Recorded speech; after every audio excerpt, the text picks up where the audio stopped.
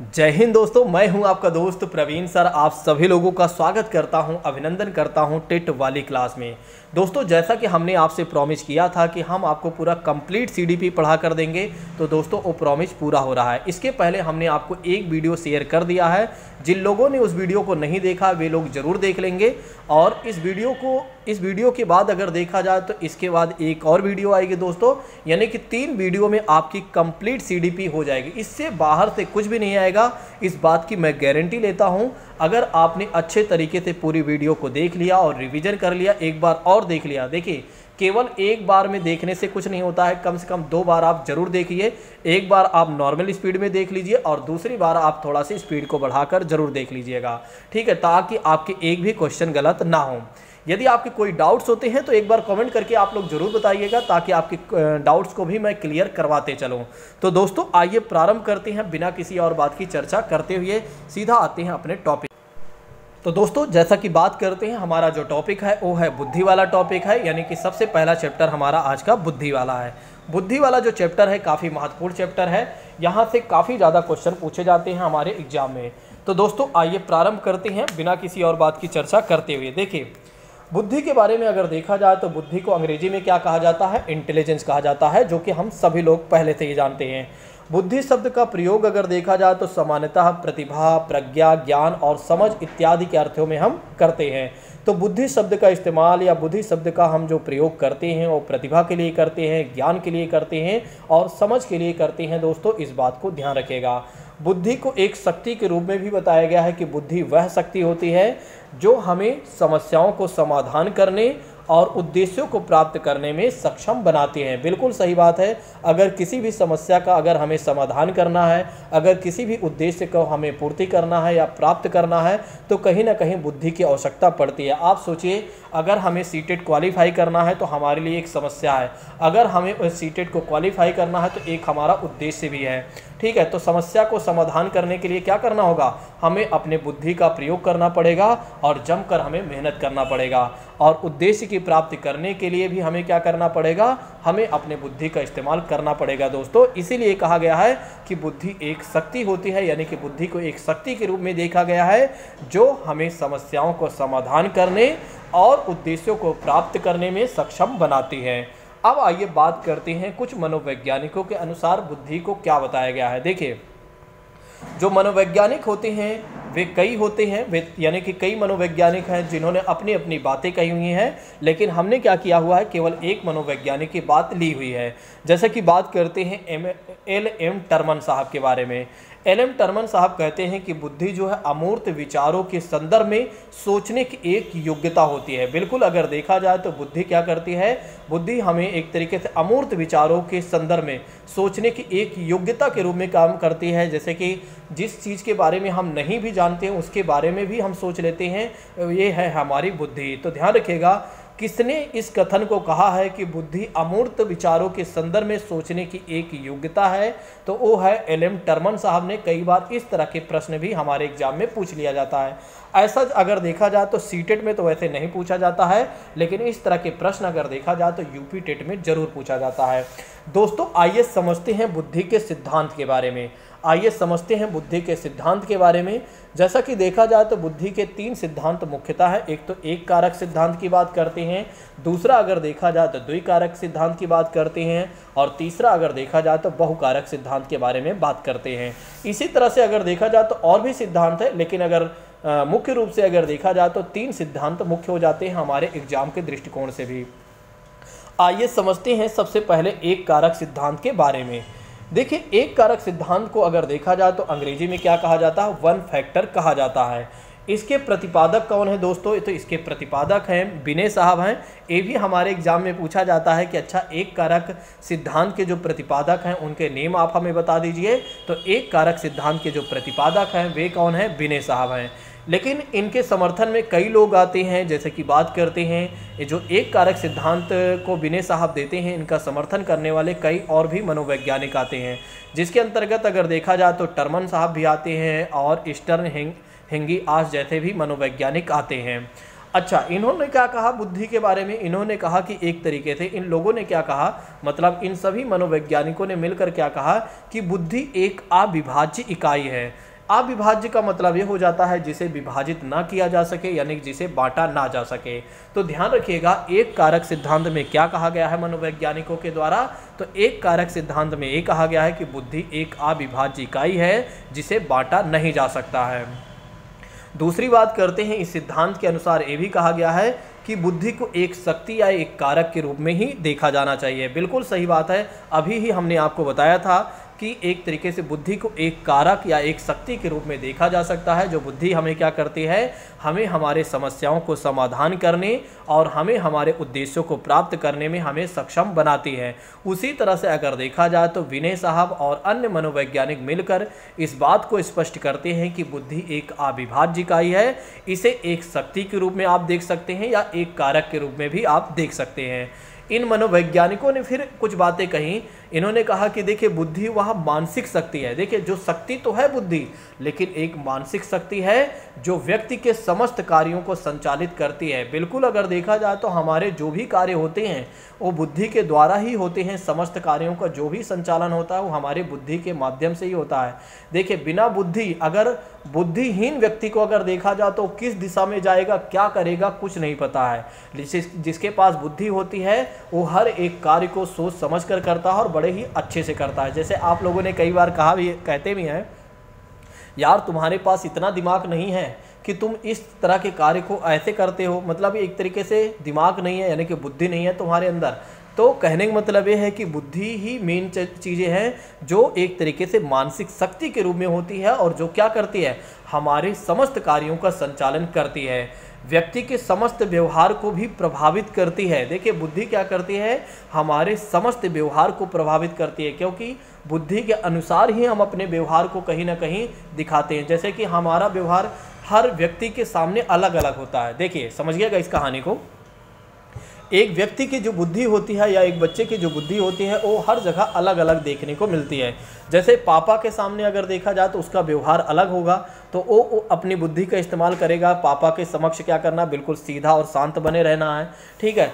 दोस्तों के साथ उसका व्यवहार अलग होगा, वहाँ पर उसकी बुद्धि अलग काम करेगी, और कहीं पर जाएगा तो उस तरह पर। इसीलिए मैंने क्या कहा कि हर जगह पर अगर देखा जाए तो क्या होता है, व्यक्ति का जो व्यवहार होता है वो कहीं ना कहीं अलग होता है हर व्यक्ति के सामने।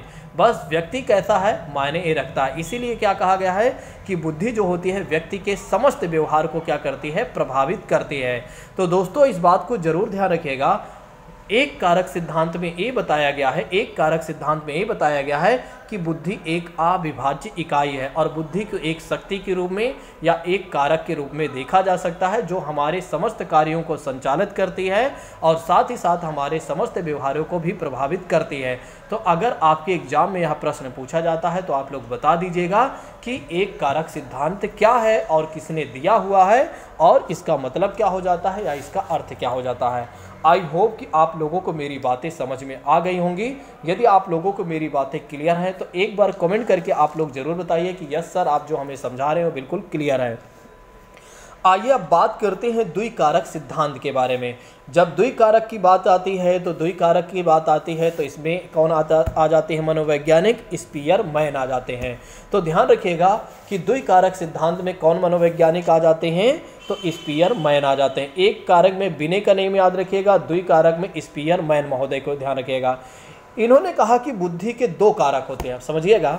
इन्होंने कहा बुद्धि के एक कारक और नहीं होते हैं, बल्कि अगर देखा जाए तो बुद्धि के दो कारक होते हैं, ठीक है। अब ये क्या कहते हैं, ये कहते हैं कि प्रथम कारक में अगर आप देखते हैं तो मानसिक योग्यता उसे कहा जाता है, यानी कि जनरल इंटेलिजेंस कहा जाता है, ठीक है। और जिसे हम क्या करते हैं, जी से प्रदर्शित करते हैं, जिसे हम क्या करते हैं, जी से प्रदर्शित करते हैं। और दूसरी बातें इन्होंने कहा द्वितीय में अगर देखा जाए दूसरे कारक के रूप में तो विशिष्ट मानसिक योग्यता होती है, स्पेसिफिक इंटेलिजेंस होती है, जिसे हम एस से प्रदर्शित करते हैं। तो स्पीयरमैन ने कहा देखिए भैया, बुद्धि जो होती है इसके तो दो ही कारक होते हैं जो सभी प्रकार के मानसिक कार्यों में क्या करती है, मानसिक योग्यताओं की आवश्यकता को पूरा करती है। एक तो पहली बात हो जाती है मानसिक योग्यता, सामान्य मानसिक योग्यता जिसे जनरल इंटेलिजेंस कहा गया है, और दूसरी बात करते हैं तो द्वितीय मानसिक योग्यता जिसे स्पेसिफिक इंटेलिजेंस कहा गया है। पहले वाले को जी से प्रदर्शित करते हैं और दूसरे वाले को यस से प्रदर्शित करते हैं, समझिएगा। फिर इन्होंने क्या कहा आगे चलकर, इन्होंने कहा कि प्रत्येक व्यक्ति में सामान्य मानसिक योग्यता के साथ साथ अगर देखा जाए तो कुछ विशिष्ट योग्यताएं भी पाई जाती हैं। अगर इनकी भी बात यदि हम मानते हैं तो बिल्कुल सत्य बात है, हर एक व्यक्ति में देखा जाए तो जनरल मानसिक योग्यता तो पाई ही जाती है, लेकिन उसमें कुछ ना कुछ खास योग्यताएं भी पाई जाती हैं, कुछ ना कुछ खास चीज़ें भी पाई जाती हैं। जैसे कि आप में अगर देखा जाए या एक बच्चों के संदर्भ में अगर देखा जाए तो एक बच्चे को आप देखते हैं कि बहुत सारे बच्चे ऐसे होते हैं जो बड़ा घूमते हैं, ठीक है, बहुत सारे बच्चे ऐसे होते हैं जो बड़ा घूमते हैं, बहुत सारे बच्चे ऐसे होते हैं जो बड़ा पढ़ते हैं। तो उनमें जनरल चीज़ें तो पाई ही जाती हैं, लेकिन उनकी सबसे खास बात ये होती है कि कोई पढ़ने में बड़ा अच्छा होगा, कोई खेलने में बड़ा अच्छा होगा, कोई गाना गाने में बड़ा अच्छा होगा, कोई कुछ करने में अच्छा होगा, कोई स्टंट करने में अच्छा होगा। तो कहीं ना कहीं अगर देखा जाए तो जनरल चीज़ें तो सभी में पाई जाएगी, लेकिन हर एक व्यक्ति में अगर देखा जाए तो कुछ ना कुछ विशिष्ट चीज़ें भी पाई जाएंगी। ये बातें भी अगर देखा जाए तो इस आधार पर भी सही बातें कह रहे हैं। एक व्यक्ति जितने क्षेत्रों या विषयों में कुशल होता है उतने में ही अगर देखा जाए तो विशिष्ट योग्यताएं भी पाई जाती हैं। यदि एक व्यक्ति एक से अधिक विशिष्ट योग्यताएं होती हैं तो इन विशिष्ट योग्यताओं में कोई भी विशेष संबंध नहीं पाया जाता है। देखिए, एक चीज़ें ये भी कहते हैं कि एक व्यक्ति में एक से अधिक अगर विशिष्ट योग्यताएं पाई जाती हैं तो उसमें कोई विशेष संबंध नहीं पाया जाता है। तो इतना ज़्यादा क्या आपको याद रखना है? नहीं, इतना ज़्यादा आपको नहीं ध्यान रखना है। आपको केवल इतना याद रखना है कि द्विकारक सिद्धांत में अगर देखा जाए तो स्पीयरमैन महोदय ने द्विकारक के में दो फैक्टर उन्होंने बताया हुआ है। एक तो जनरल इंटेलिजेंस, जिसे क्या कहा गया है, जिसे जी से प्रदर्शित किया गया है, और दूसरी बातें इन्होंने स्पेसिफिक इंटेलिजेंस बताया है जिसे यस से प्रदर्शित किया है। इन्होंने कहा कि एक व्यक्ति में अगर देखा जाए तो प्रत्येक व्यक्ति में अगर देखा जाए तो समान मानसिक योग्यताएं यानी कि समान बुद्धि तो पाई जाती हैं, और साथ ही साथ अगर देखा जाए तो कुछ अतिरिक्त विशिष्ट योग्यताएं या बुद्धि भी पाई जाती हैं। अब विशिष्ट योग्यताएं ही कहेंगे ज़्यादा बेहतर होगा, ठीक है। तो आपको केवल इतनी तक ही बातें याद रखना है, बाकी चीज़ें आपको छोड़ देना है, क्योंकि बिना फालतू की बातें आपको नहीं याद रखना है। तो केवल 3 बातें याद रखना है। एक तो किसने दिया हुआ है, इसमें 2 और कौन से फैक्टर हैं, और तीसरी बातें क्या है कि कुछ ना कुछ सब में व्यक्ति में प्रत्येक व्यक्ति में समान बुद्धि तो पाई जाती है, समान मानसिक योग्यता तो पाई जाती है, लेकिन कुछ विशिष्ट योग्यताएं भी पाई जाती हैं। बस इतना आपको ध्यान रखना है। आइए समझते हैं बहुकारक सिद्धांत के बारे में। देखिए, बहुकारक सिद्धांत के बारे में अगर देखा जाए तो इसके प्रतिपादक कौन हैं? इसके प्रतिपादक होते हैं थॉर्नडाइक महोदय होते हैं। तो ध्यान रखिएगा, आपके एग्जाम में यह भी प्रश्न पूछा जाता है कि बहुकारक सिद्धांत के जनक कौन हैं। बहुकारक सिद्धांत के जनक कौन हैं? तो आप लोग जरूर ध्यान रखिएगा, थॉर्नडाइक महोदय हैं। अच्छा, ये क्या कहते हैं? ये कहते हैं कि बुद्धि जो है कई तत्वों का समूह है, मतलब इसमें कई एलिमेंट्स बने हुए हैं, उन सभी एलिमेंट्स का एक ग्रुप है, और प्रत्येक व्यक्ति में कोई सूक्ष्म योग्यता निहित होती है। बिल्कुल, देखिए, ये भी इनकी भी बात को हमें मान लेना चाहिए। भाई, ये क्या कह रहे हैं कि प्रत्येक व्यक्ति में अगर प्रत्येक तत्व में क्या होता है, हर एक एलिमेंट में क्या होता है, कुछ न कुछ सूक्ष्म योग्यताएं पाई जाती हैं, और अतः ये कहते हैं कि समान बुद्धि नाम की कोई चीज़ होती ही नहीं है। देखिए क्या बातें कर दी है इन्होंने कहा कि जो सामान्य बुद्धि नाम की बात की जा रही थी, किसके द्वारा की जा रही थी? अभी आपने देखा था स्पीयरमैन महोदय द्वारा बात की जा रही थी कि सामान्य बुद्धि भी सभी व्यक्ति में होती है, और साथ ही साथ अगर देखा जाए तो उसमें विशिष्ट योग्यताएं भी होती हैं। एक तो सामान्य वाली बात तो ये काट देते हैं, कहते हैं सामान्य बुद्धि नाम की तो कोई चीज़ होती ही नहीं है, बल्कि बुद्धि जो होती है, बुद्धि में कई स्वतंत्र और विशिष्ट योग्यताएँ निहित होती हैं। भाई, इनकी भी बात को मान लेते हैं, ये भी जो कह रहे हैं इनकी भी बात को मान लेते हैं, क्योंकि हमारे सिलेबस में है, ठीक है। तो हमें क्या कर देना है? कुछ नहीं करना है, हमें सिंपल सी बात ये करना है कि हमें आराम से इसको याद कर लेना है, ठीक है। इनकी बातों को ये खंडन कर रहे हैं या नहीं कर रहे हैं, इनकी बातों को समर्थन करना है या नहीं करना, वो सब हम बाद में देख लेंगे। अभी हमें केवल इतनी बात याद रखना है कि बहुकारक सिद्धांत के प्रतिपादक कौन है? थॉर्नडाइक महोदय हैं। इन्होंने क्या कहा है कि सामान्य बुद्धि नाम की कोई चीज़ नहीं होती है, बल्कि बुद्धि जो होती है, बुद्धि में क्या होता है, कई स्वतंत्र तत्व होते हैं, और उनमें विशिष्ट योग्यताएं पाई जाती हैं, जो क्या करती हैं, विभिन्न कार्यों को संपादित करती हैं, विभिन्न कार्यों को करने में हमारी मदद करती हैं। अच्छा, थॉर्नडाइक महोदय ने बुद्धि के 3 प्रकार के बारे में भी बताया। इन्होंने 3 प्रकार की बुद्धि के बारे में भी बताया है, तो ये भी ध्यान रखिएगा। एक तो अमूर्त बुद्धि की बात करते हैं, दूसरी बात करते हैं सामाजिक बुद्धि की बात करते हैं, और तीसरी बात करते हैं यांत्रिक बुद्धि के बारे में। तो थॉर्नडाइक महोदय ने बुद्धि के 3 प्रकार और भी बताए हुए हैं, 3 प्रकार भी बताए हुए हैं। एक तो अमूर्त बुद्धि, दूसरी सामाजिक बुद्धि, तीसरी बात करते हैं यांत्रिक बुद्धि। तो तीनों बातें ध्यान रखिएगा। और साथ ही साथ इन्होंने 4 अन्य एस्पेक्ट भी बताए हैं, 4 प्रतिमान स्वतंत्र बताए हैं, यानी कि 4 स्वतंत्र प्रतिमान भी इन्होंने बताए हैं। एक तो स्तर की बात इन्होंने कहा है। स्तर का मतलब ये हो जाता है कि किसी विशेष कठिनाई स्तर का कार्य किसी व्यक्ति के द्वारा किया जाता है, यानी कि उसका लेवल क्या है। दूसरी बात करते हैं रेंज की बात करते हैं, तो कार्य की उस विविधता से है जो किसी स्तर पर कोई व्यक्ति समस्या का समाधान कर सकता है, मतलब किस सीमा तक को किसी समस्या का समाधान कर सकता है। तीसरी बात इन्होंने बताया कि एक तरीके से अगर देखा जाए तो क्षेत्र का मतलब ये हो जाता है कि क्रियाओं की उन कुल संख्याओं से जिनका हम समाधान कर सकते हैं कि कितनी एरिया तक वो समस्या का समाधान कर सकता है। और किसी गति का मतलब हो जाता है कि कार्य करने की गति, कोई व्यक्ति किसी कार्य को कितनी गति से करता है। तो 4 स्वतंत्र प्रतिमान में कुछ नहीं ध्यान रखना है, लेवल, रेंज, एरिया और एस्पेक्ट। इसको कैसे याद करना है, एल याद कर लीजिए, एल हो गया, ठीक है, आर दे देता हूँ, ए दे देता हूँ और एस दे देता हूँ। एल आर ए एस याद रखिएगा। अगर आ जाता है तो आएगा तो बहुत ज़्यादा क्रम से लगाने के लिए दे दिया जाएगा, या निम्नलिखित में से कौन सा नहीं है ए पूछ सकता है, बस इतना आप ध्यान रखिएगा। बाकी तो आप जानते हैं कि कोई व्यक्ति का कितना स्तर होता है, कितना रेंज होता है, ठीक है, उसकी बुद्धि का, और कितनी एरिया होती है, मतलब एक तरीके से कुल संख्याओं के हिसाब से कितना वो समाधान कर सकता है, और उसकी गति क्या होती है। हर व्यक्ति की अपनी अपनी गति होती है बुद्धि के हिसाब से, चाहे वो बच्चे की बात करें, व्यक्ति की बात करें, ठीक है, इस बात को ध्यान रखिएगा। तो थॉर्नडाइक महोदय के बारे में आपको क्या ध्यान रखना है कि इन्होंने बहुकारक सिद्धांत को दिया हुआ है, इन्होंने सामान्य नाम की बुद्धि को खंडन कर दिया। इन्होंने बताया कि बुद्धि में कई स्वतंत्र तत्व होते हैं जिसमें विशिष्ट योग्यताएं पाई जाती हैं जो समस्त कार्यों को संपादित करती हैं। और बुद्धि के 3 प्रकार इन्होंने बताया, एक तो अमूर्त बुद्धि, दूसरी सामाजिक बुद्धि, तीसरी यांत्रिक बुद्धि, और 4 इन्होंने स्वतंत्र एस्पेक्ट बताया हुआ है, लेवल, रेंज और एरिया और स्पीड। दोस्तों चलिए आइए बात करते हैं नेक्स्ट चीज़ों के बारे में। चलिए बात करते हैं, इन्होंने कहा कि अब बात करते हैं बुद्धि के अन्य सिद्धांत के बारे में। तो ध्यान रखिएगा, एक तो 1 कारक, 2 कारक, 3 कारक, ठीक है, इसको तो हमने आपको बता ही दिया है, यानी कि बहुकारक तक बता दिया है। प्रतिदर्श के सिद्धांत में अगर देखा जाए थॉमसन महोदय आते हैं, समूह कारक के सिद्धांत में अगर देखा जाता है थर्स्टन साहब आते हैं, इसके प्रतिपादक हैं। और पदानुक्रमिक सिद्धांत के बारे में अगर देखा जाए जेपी गिलफोर्ड आते हैं। ध्यान रखिएगा, इन सभी का नेम जरूर ध्यान रखिएगा, मिलान करने के लिए दिया जा सकता है।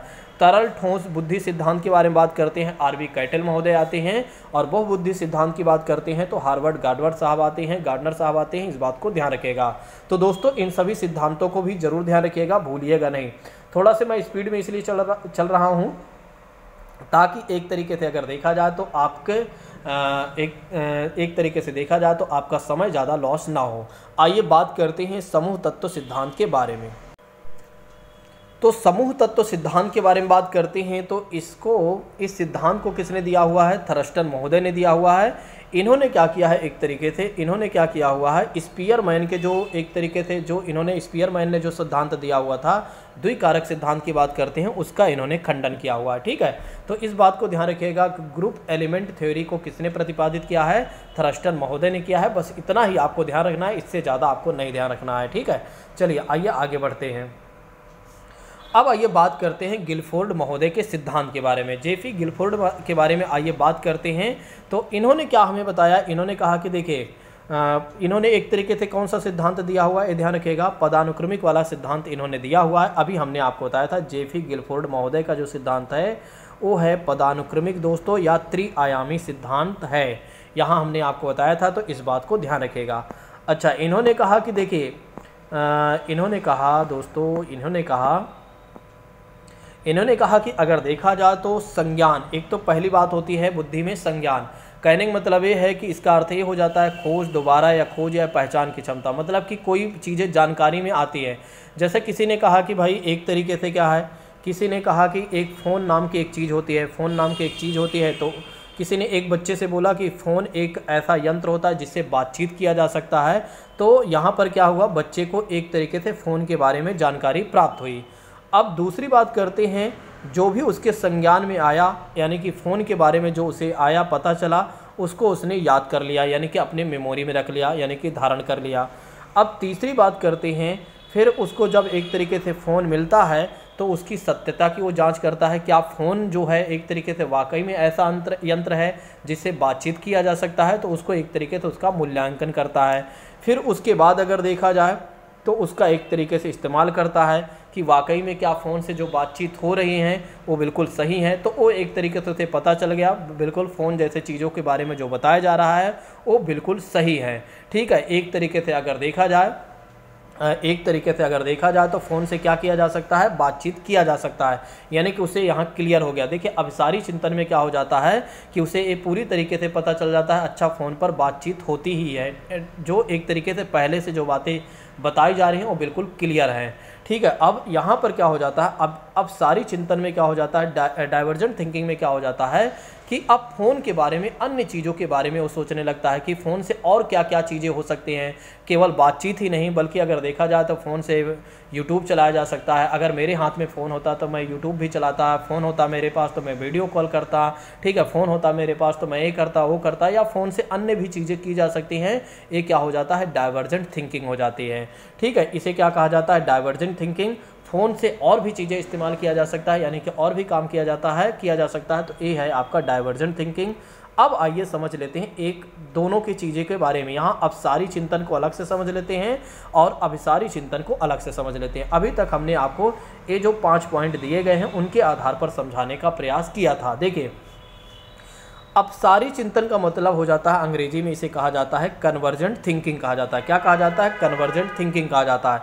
इसमें क्या होता है, जो प्रश्न पूछा जाएगा उस प्रश्न का जो जवाब होगा वो बिल्कुल एक ही होगा। प्रश्न जो पूछा जाएगा उसका जो जवाब होगा दोस्तों वो एक ही होगा। ठीक है, जैसे अगर प्रश्न ये पूछा जाता है, मान लेते हैं बच्चे हैं और बच्चों से प्रश्न पूछा गया भारत के प्रथम प्रधानमंत्री कौन थे, तो यहाँ पर जो जवाब आएगा वो सीधा और सीधा जवाब ए आएगा, भारत के प्रथम प्रधानमंत्री थे पंडित जवाहरलाल नेहरू थे, क्योंकि भारत के पहले प्रधानमंत्री जो थे वो हमेशा ही रहेंगे। तो इसीलिए यहाँ पर क्या कहा गया है, कि जो भी एक तरीके से समझा जाता है वो परंपराओं और प्रचलन के आधार पर स्वीकृति या समझा सही जाता है, यानी कि सही समझा जाता है। तो कन्वर्जेंट थिंकिंग का मतलब ये हो जाता है जो पूछा जाता है उसका जवाब बिल्कुल सही होता है, जो पहले से चली आ रही परंपरा होती हैं उन्हीं का पालन किया जाता है। जैसे कि अगर भारत के प्रधानमंत्री के रूप में आज जो पूछा जा रहा है प्रश्न, इससे पहले भी 10 साल पहले पूछा गया होगा, 20 साल पहले पूछा गया होगा, तब भी वही प्रश्न पूछा गया होगा उसका जवाब वही मिला होगा। तो ये क्या हो जाता है, कन्वर्जेंट थिंकिंग हो जाता है। डाइवर्जेंट थिंकिंग का मतलब क्या हो जाता है दोस्तों, जहाँ पर जो प्रश्न पूछा जाएगा उसका जवाब कई हो सकते हैं। इसीलिए मैंने आपसे यहाँ पर कहा था कि बच्चे के हाथ में अगर फ़ोन आता है तो वो और भी चीज़ें का इस्तेमाल करने के बारे में सोच सकता है। जैसे कि हमने आपको बताया था कि अगर बच्चे ने अभी तक क्या था, कन्वर्जेंट थिंकिंग के तक उसने ये सोचा था कि फ़ोन से केवल बातचीत की जा सकती है, यानी कि उसे पूरा पता चल गया कि हाँ फ़ोन से बातचीत की जा सकती है। लेकिन क्या हुआ, जब उसके फ़ोन हाथ में और अच्छे से आया, जब उसका प्रयोग किया तो उसको ये पता चला कि फ़ोन अगर हमारे हाथ में होता है तो हम कई चीज़ें का इस्तेमाल कर सकते हैं। उसमें कैलकुलेटर चला सकते हैं, बातचीत कर सकते हैं, किसी से वीडियो कॉल, ऑडियो वीडियो, मतलब हर तरह की चीज़ें हम कर सकते हैं, ज़्यादा से ज़्यादा चीज़ें। उसी तरह से अगर देखा जाए तो डाइवर्जेंट थिंकिंग में मैं आपको क्या बता रहा हूँ, डाइवर्जेंट थिंकिंग में मैं आपको ये बता रहा हूँ जो प्रश्न पूछा जाएगा उसका जवाब कई हो सकते हैं, मतलब ज़्यादा हो सकते हैं। जैसे कि बात करते हैं, प्रश्न ये पूछा जाए, अगर प्रश्न ये पूछा जाता है दोस्तों कि या प्रश्न ऐसे कर दिया जाता है, काश आपके पास पंख होते तो आप क्या करते। अगर किसी बच्चे से ऐसे प्रश्न या 5-6 बच्चे हैं उनसे पूछा जाता है कि भैया अगर आपके पास पंख होते तो आप क्या करते पक्षी के जैसे, तो कोई बच्चा कह सकता है एक तरीके से मैं उड़ता, कोई बच्चा कह सकता है कि मैं अपने नानी के घर चला जाता, कोई कहता कि मैं होटल पर चला जाता, कोई कहता मैं आकाश में उड़ता। तो जहाँ पर क्या होगा, प्रश्न एक होगा उसके जवाब कई हो सकते हैं, उसे क्या माना जाता है, अपसारी चिंतन, यानी कि एक तरीके से क्या होता है, डाइवर्जेंट थिंकिंग माना जाता है। ठीक है, तो इस बात को ध्यान रखिएगा। और इसे क्या कहा जाता है, इसे एक तरीके से आउट ऑफ द बॉक्स भी चिंतन कहा जाता है। ठीक है, तो ध्यान रखिएगा, इसी के अंतर्गत आउट ऑफ द बॉक्स चिंतन भी आता है, या आप ये कह सकते हैं कि डाइवर्जेंट थिंकिंग को ही आउट ऑफ द बॉक्स चिंतन भी कहा जाता है। आप ऐसे भी याद कर सकते हैं। कुल मिलाकर जैसे आपको याद हो जाए उस हिसाब से आप याद कर लीजिए। बस प्रश्न के प्रकृति को समझकर आप क्या करिएगा, जवाब दीजिएगा। आइए समझ लेते हैं हार्वर्ड गार्डनर का बहुबुद्धि सिद्धांत। दोस्तों आपके एग्जाम में ये भी पूछा जाता है कि बहुबुद्धि का सिद्धांत किसने प्रतिपादित किया हुआ है। तो हार्वर्ड गार्डनर साहब के बारे में आप जरूर ध्यान रखिएगा। ठीक है, इन्होंने यह सिद्धांत कब दिया था? तो इन्होंने यह सिद्धांत दिया था 1983 में दिया था।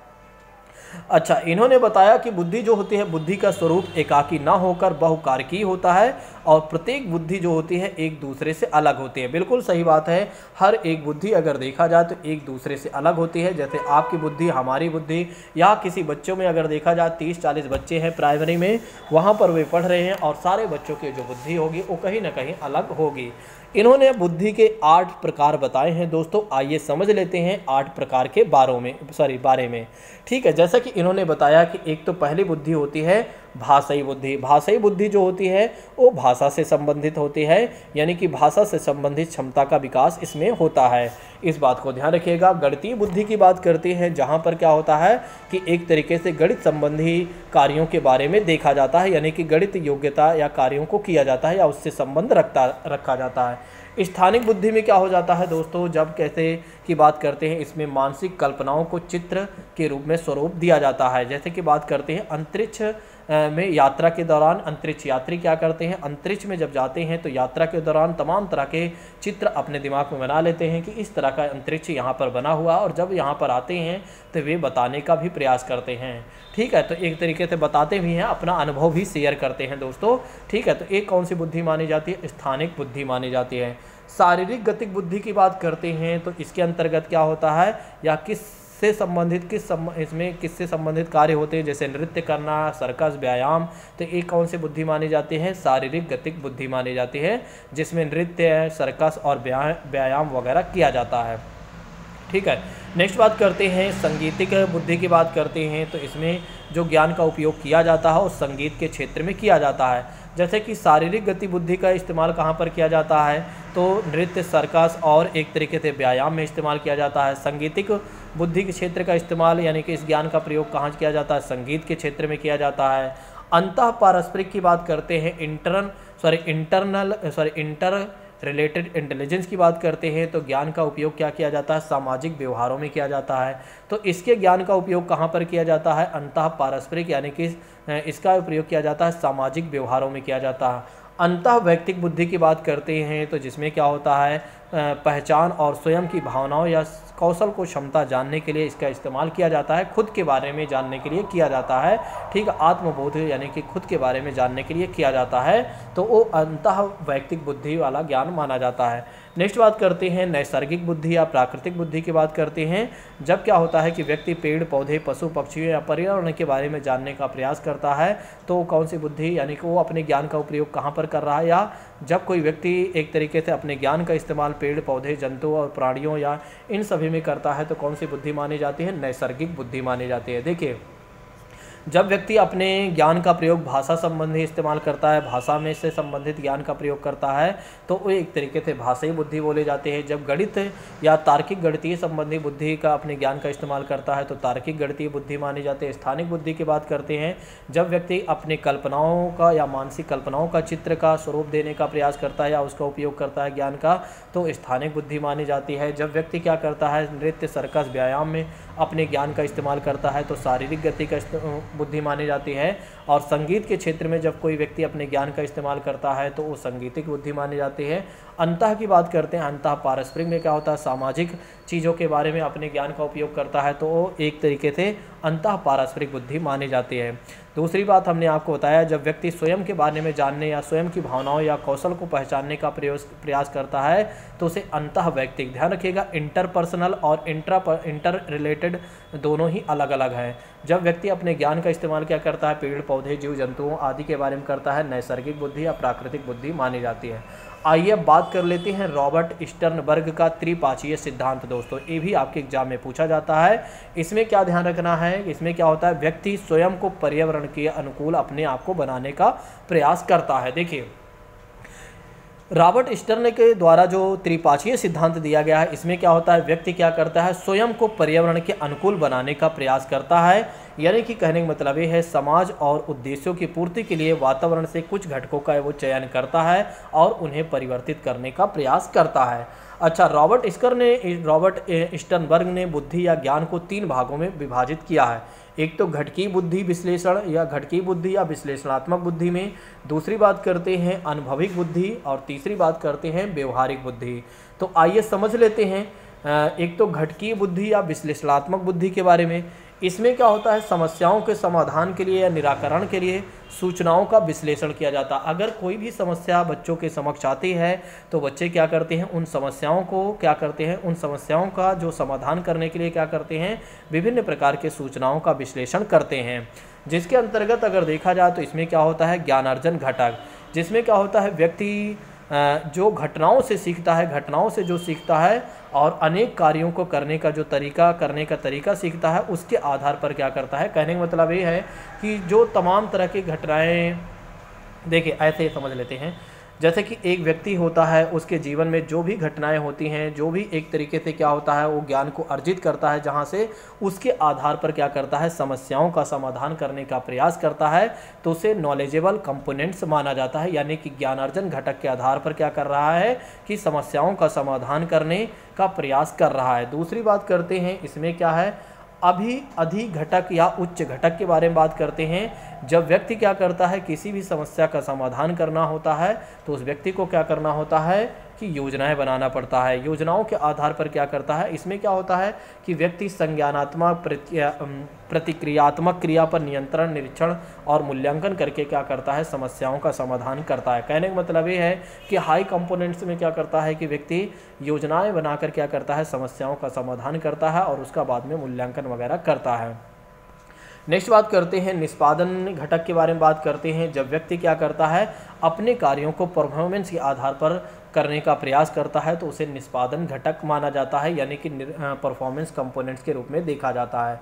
तो दोस्तों, जैसा कि हमने आपको बताया घटकी या विश्लेषणात्मक बुद्धि, देखिए जब हमें किसी भी समस्या का समाधान करना होता है या बच्चों को समाधान करना होता है तो उन समस्याओं के बारे में क्या करना होता है, पड़ता है, सूचनाएं कलेक्ट करना पड़ता है या एक तरीके से सूचनाओं का विश्लेषण करना पड़ता है कि कैसे समस्या का समाधान होगा। जिसके अंतर्गत ज्ञान के आधार पर क्या किया जाता है, व्यक्ति क्या करता है, अपनी समस्याओं का समाधान करने का प्रयास करता है या फिर क्या करता है, योजनाएं बनाता है या अपने परफॉर्मेंस के आधार पर भी क्या करता है, समस्याओं का समाधान करने का प्रयास करता है। अब अनुभविक बुद्धि की बात करते हैं। जब व्यक्ति क्या करता है कि कोई नई समस्या उसे समाधान करना होता है तो फिर क्या होता है, पूर्व अनुभवों का उपयोग करता है। जैसे कि बात करते हैं, इसके पहले मान लेते हैं जो छात्र अभी सीटेट देने जा रहा है और इसके पहले अगर उसने कभी सीटेट दिया हुआ है तो उसे ज़्यादा दिक्कत नहीं होगी, क्योंकि वो अनुभव के आधार पर क्या करेगा, सीटेट को पास कर लेगा। क्योंकि उसके पास क्या है, एक तरीके से भले ही नई समस्या अब दिख रही है लेकिन उसके पास पुरानी बातें ये हैं कि उसने सीटेट को एक बार दिया हुआ है, तो कहीं ना कहीं उस समस्या का समाधान वो अपने अनुभव के आधार पर जल्दी कर लेगा। यानी कि सीटेट को वो बड़े आसानी से पास कर सकता है जिसने पहले कभी दिया हुआ है, क्योंकि उसने अनुभव पहले ही प्राप्त किया हुआ है कि किस तरह से क्वेश्चन पूछे जाते हैं, कैसे एग्जाम में बैठा जाता है और कैसे एग्जाम को सॉल्व करना होता है, यानी कि एग्जाम के प्रश्नों को कैसे सॉल्व करना होता है। व्यवहारिक बुद्धि के बारे में बात करते हैं तो जब क्या होता है, व्यक्ति क्या करता है कि अपने एक तरीके से दिन प्रतिदिन जीवन में जो आने वाली समस्याएं होती हैं उसके आधार पर क्या करता है, समस्याओं का समाधान करता है, तो उसे क्या माना जाता है, व्यवहारिक बुद्धि माने जाते हैं। ऐसी बुद्धि वाले व्यक्ति स्वयं को नवीन वातावरण में आसानी से स्थापित कर लेते हैं। देखिए, जो व्यक्ति अपने बिहेवियर इंटेलिजेंस का इस्तेमाल करता है, जो व्यक्ति या बच्चा क्या करता है, अपने बिहेवियर इंटेलिजेंस का इस्तेमाल करता है, वो कहीं पर भी अपने आप को समायोजित कर सकता है, यानी कि एडजस्टमेंट कर सकता है। क्योंकि मायने रखता है आपका व्यवहार कैसा है। जैसे कि हमारा व्यवहार अगर अच्छा है तो हम अपने दिमाग से किसी भी एनवायरनमेंट में रह सकते हैं और बड़े ही आसानी से हमें ज़्यादा परेशानियां नहीं होंगी। तो दोस्तों, जैसा कि हमने आपको बताया, यहाँ पर हमने आपको बताया कि रॉबर्ट स्टर्न का त्रिपाक्षीय सिद्धांत, जिसमें इन्होंने 3 भागों में बांटकर हमें बताया है। इन्होंने बताया कि एक तो घटकी बुद्धि या विश्लेषणात्मक बुद्धि, और इसमें ज्ञानार्जन, अभिधम्म या निष्पादन, अनुभविक बुद्धि और व्यवहारिक बुद्धि के बारे में इन्होंने बताया है। आइए समझ लेते हैं बहुआयामी बुद्धि के बारे में। देखिए, बहुआयामी बुद्धि का शाब्दिक अर्थ ये हो जाता है एक ही व्यक्ति के अंदर विभिन्न प्रकार के कौशलों का विकास करना। यानी कि कहने का मतलब ये है कि उसके अंदर विभिन्न प्रकार के स्किल्स को डेवलपमेंट करना, जैसे कि सामाजिक समझ की बात करते हैं, राजनीतिक समझ की बात करते हैं, और किसी भी समस्या को समाधान से संबंधित समझ का नेतृत्व या एक तरीके से हम क्या करते हैं उसके अंदर उस प्रकार के कौशल का विकास करते हैं। जैसे कि बहुआयामी मल्टी डायमेंशनल इंटेलिजेंस का मतलब ये हो जाता है जब हम क्या करते हैं एक व्यक्ति के अंदर विभिन्न प्रकार के कौशलों का विकास करने का प्रयास करते हैं कि उस व्यक्ति में राजनीतिक समझ भी हो, सामाजिक समझ भी हो, और कोई अन्य प्रकार की भी समस्या आती हैं तो उस प्रकार की भी समस्याओं का समाधान करने की उसके अंदर समझ होनी चाहिए। ये बातें ध्यान रखिएगा, भूलिएगा नहीं कि बहुआयामी बुद्धि का मतलब क्या हो जाता है। बस इतना ही ध्यान रखना है और ज़्यादा चीज़ें आपको नहीं ध्यान रखना। आइए समझ लेते हैं, बुद्धि वाला फॉर्मूला की बात करते हैं। तो बुद्धि लब्धि को क्या कहा जाता है? IQ कहा जाता है, और MA/CA हो जाता है। इसे रियल एज को एक तरीके से क्रोनोलॉजिकल एज भी कहा जाता है, और ये हो जाता है फॉर्मूला। तो इसको अगर मैं थोड़ा से और सरल कर देता हूँ तो IQ = क्या हो जाता है दोस्तों? MA/CA हो जाता है इंटू 100 हो जाता है। बस इस बात को ध्यान रखिएगा, यही बुद्धि वाला फॉर्मूला है। अच्छा, बुद्धि के बारे में अगर हमें देखना हो तो कैसे हमें पता चलेगा, तो इसका कुछ डिस्ट्रीब्यूशन किया गया है, वितरण किया गया है विस्लर महोदय के द्वारा।